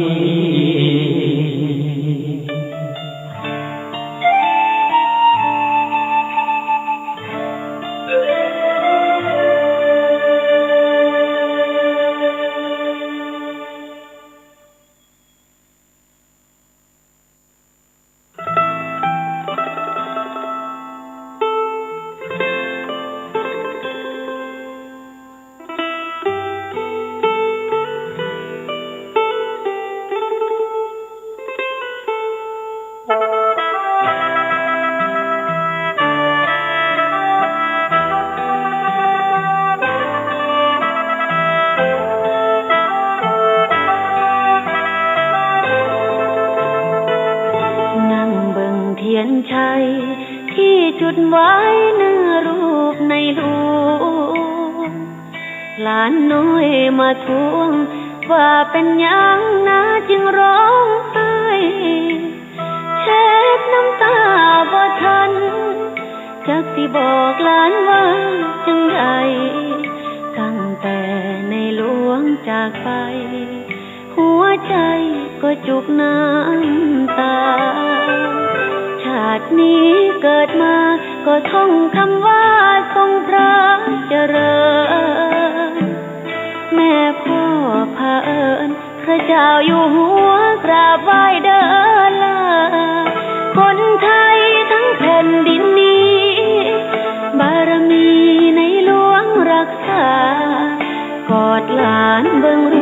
างฟ้า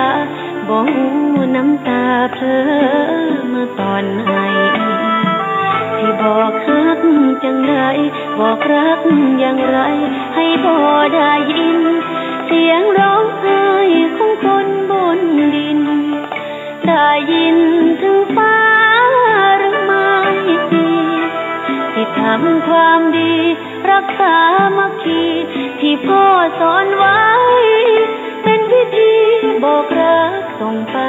ถวายบุญให้พ่อบนสวรรค์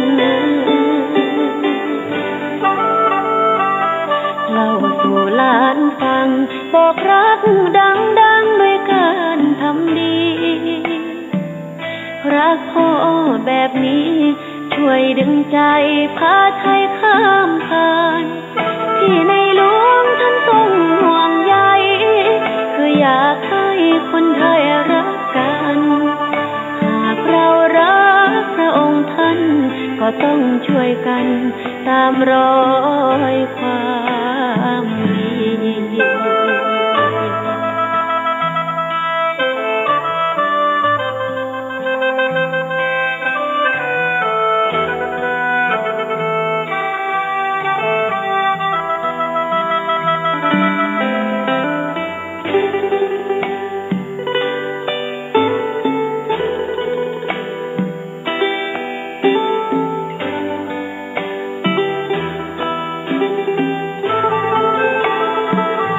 บอกฮักจังใด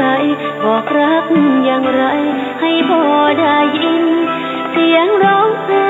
ของคนบนดินได้ยินถึงฟ้าหรือไม่ที่ทำความดีรักษามัคคีที่พ่อสอนไว้เป็นพิธีบอกรักส่งไปถวายบุญให้พ่อบนสวรรค์เล่าสู่หลานฟังบอกรักดังๆด้วยการทำดีรักพ่อแบบนี้ช่วยดึงใจพาไทยข้ามผ่านที่ในหลวงท่านทรงห่วงใยคืออยากให้คนไทยรักกันหากเรารักพระองค์ท่านก็ต้องช่วยกันตามรอยความดี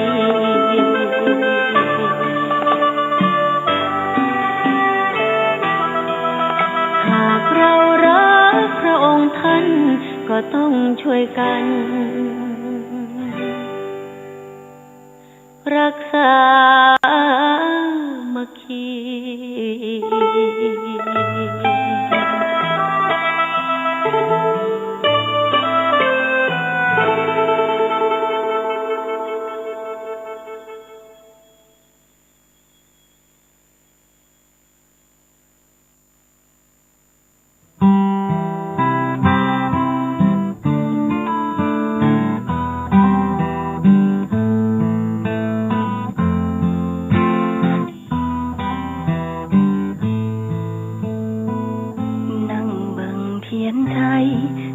จุดไว้หน้ารูปในหลวงหลานน้อยมาทวงว่าเป็นยังลุงจึงร้องไห้เช็ดน้ำตาพอทันจักสิบอกหลานว่าจังใดตั้งแต่ในหลวงจากไปหัวใจก็จุกน้ำตาชาตินี้เกิดมาก็ท่องคำว่าทรงพระเจริญแม่พ่อพาเอิญพระเจ้าอยู่หัวกราบไหว้เด้อลาคนไทยทั้งแผ่นดินนี้บารมีในหลวงรักษากอดหลานเบิ่งรูปข้างฟ้าบ่ฮู้น้ำตาเพลอมาตอนไหนสิบอกรักจังใดบอกรักอย่างไรให้พ่อได้ยินเสียงร้องไห้ของคนบนดินได้ยินถึงฟ้าหรือไม่ สามัคคีที่พ่อสอนไว้เป็นวิธีบอกรักส่งไปถวายบุญให้พ่อบนสวรรค์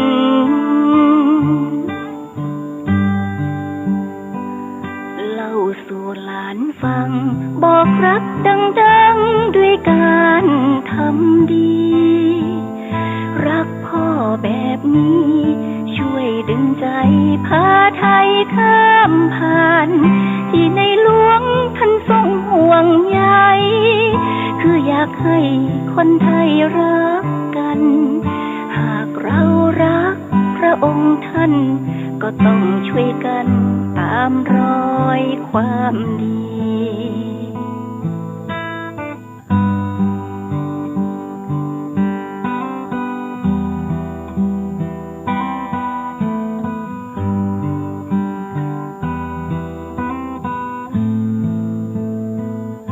บอกทัก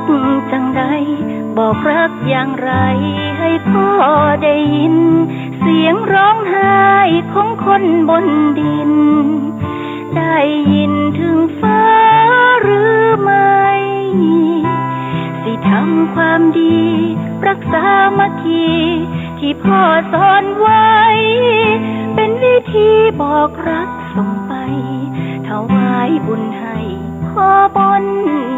สวรรค์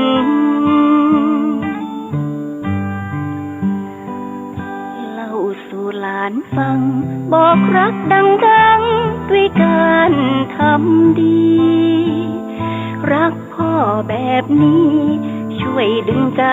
พาไทยข้ามผ่านที่ในหลวงท่านทรงห่วงใยคืออยากให้คนไทยรักกันหากเรารักพระองค์ท่านก็ต้องช่วยกันตามรอยความดี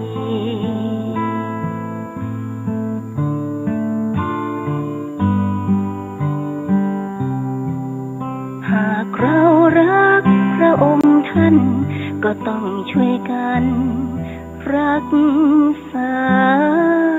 มัคคี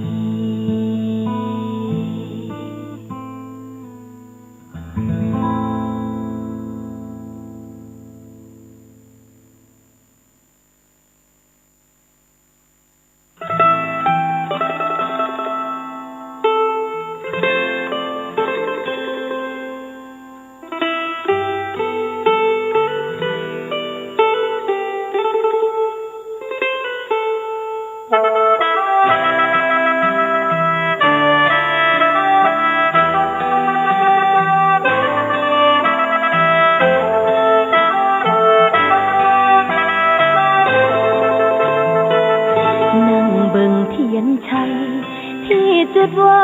หน้ารูปในหลวงหลานน้อยมาทวงว่าเป็นยังนะจึงร้องไห้เช็ดน้ำตา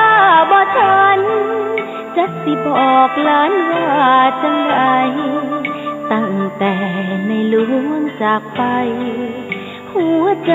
ก็จุกน้ำตา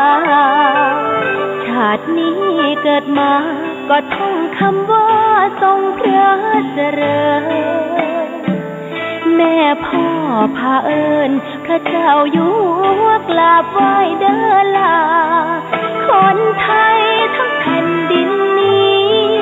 บารมีในหลวงรักษากอดหลานเบิ่งรูปข้างฟ้าบ่หูน้ำตาเพลอมาตอนไหนสิบอกรักจังใดบอกรักอย่างไรให้พ่อได้ยินเสียงร้องไห้ของคนบนดินได้ยินถึงฟ้าหรือไม่สิทำความดีรักษามัคคีที่พ่อสอนไว้เป็นวิธีบอกรักส่งไปถวายบุญให้พ่อบนสวรรค์เล่าสู่หลานฟังบอกรักดังๆด้วยการทำดีรักพ่อ แบบนี้ช่วยดึงใจพาไทยข้ามผ่านที่ในหลวงท่านทรงห่วงใยคืออยากให้คนไทยรักกันหากเรารักพระองค์ท่านก็ต้องช่วยกันตามรอยความดี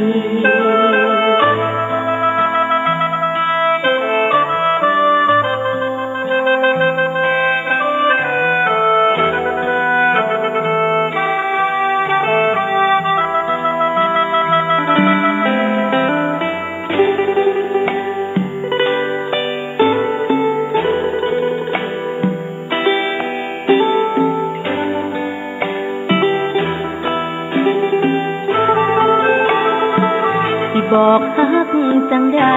บอกรักอย่างไรให้พ่อได้ยินเสียงร้องไห้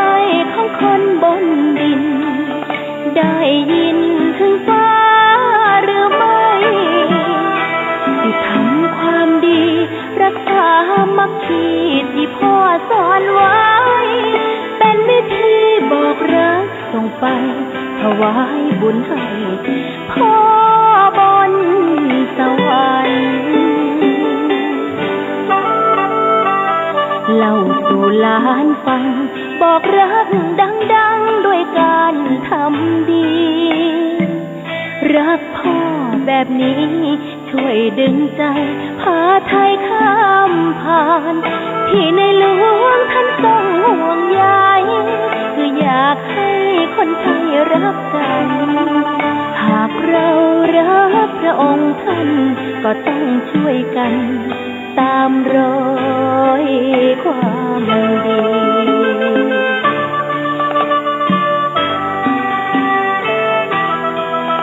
หากเรารักพระองค์ท่านก็ต้องช่วยกันรักษามัคคี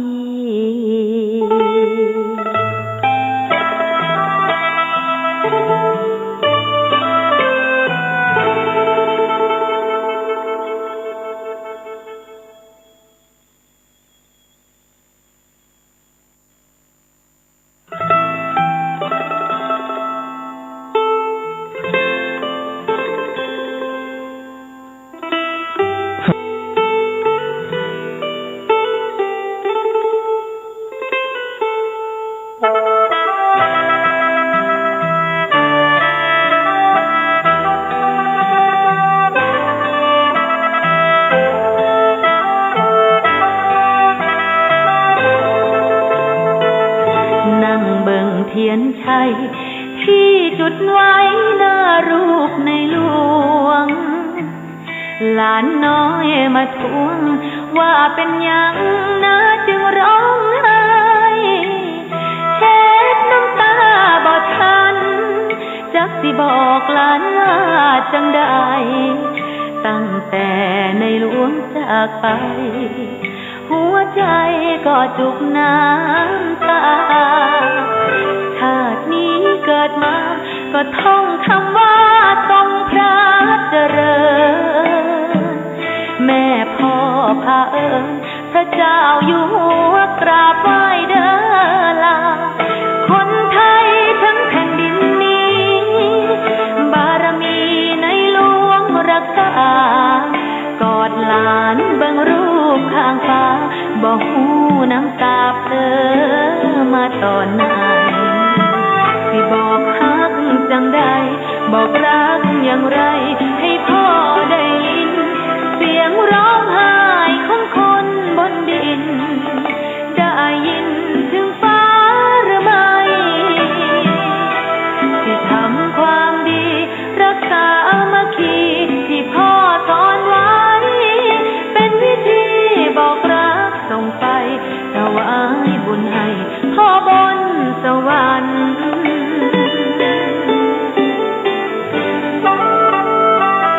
เล่าสู่หลานฟังบอกรักดังๆด้วยการทำดีรักพ่อแบบนี้ช่วยดึงใจพาไทยข้ามผ่านที่ในหลวงท่านทรงห่วงใยคืออย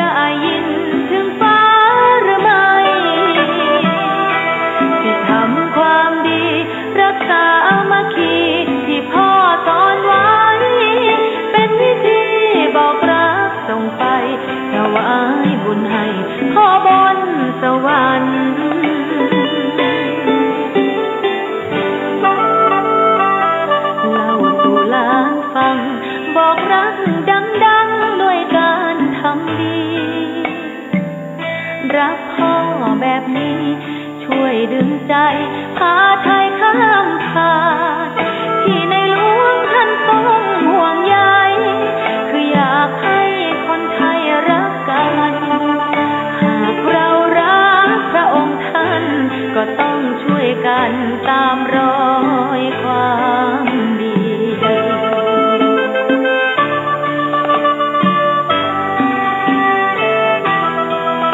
หากเรารักพระองค์ท่าน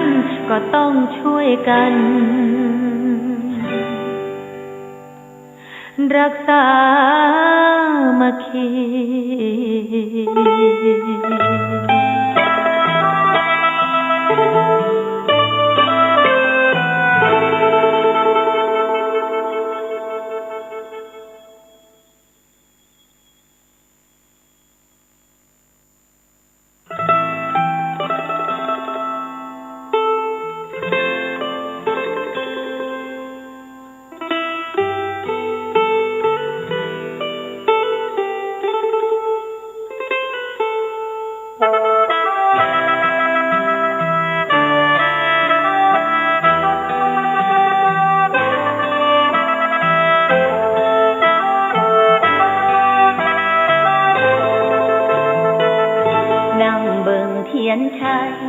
ที่จุดไว้หน้ารูปในหล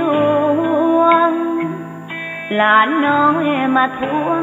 ว่าเป็นยังน่าจึงร้องไห้เช็ดน้ำตาบ่ทันจักสิบอกหลานว่าจังใดตั้งแต่ในหลวงจากไปหัวใจก็จุกน้ำตาชาตินี้เกิดมาก็ท่องคำว่าทรงพระเจริญแม่พ่อพาเอิญพระเจ้าอยู่หัวกราบไหว้เด้อลา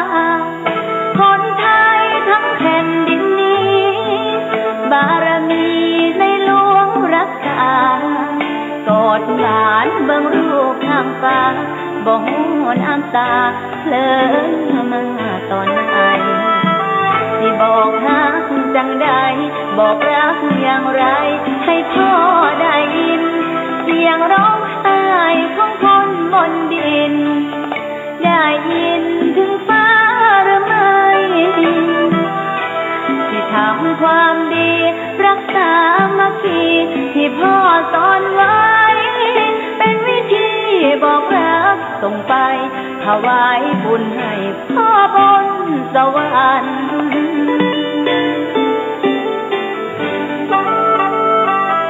เล่าสู่หลานฟังบอกรักดังๆด้วยการทำดีรักพ่อแบบนี้ช่วยดึงใจพาไทยข้ามผ่านที่ในหลวงท่านต้องห่วงใยอยากให้คนไทยรักกันหากเรารักพระองค์ท่านก็ต้องช่วยกันตามรอยความดี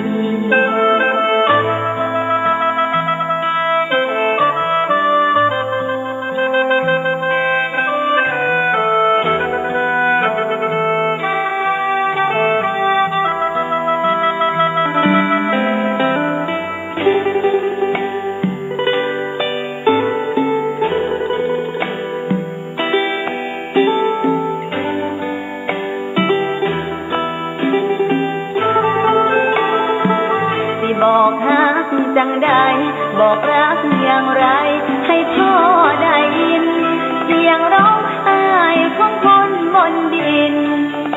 ได้ยินถึงฟ้าหรือไม่ที่ทำความดีรักษามัคคีที่พ่อสอนไว้เป็นวิธีบอกรักส่งไปถวายบุญให้พ่อบน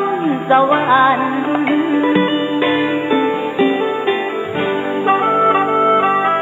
เล่าสู่หลานฟังบอกรักดังๆด้วยการทำดีรักพ่อแบบนี้ช่วยดึงใจพาไทยข้ามผ่านที่ในหลวงท่านต้องห่วงใย ากให้คนไทยรักกันหากเรารักพระองค์ท่าน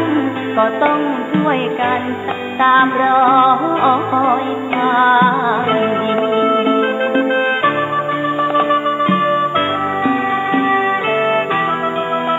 หากเรารักพระองค์ท่านก็ต้องช่วยกันรักษามัคคีอุเมงครับมอบมือแล้วเนาะขอบคุณนะครับครับ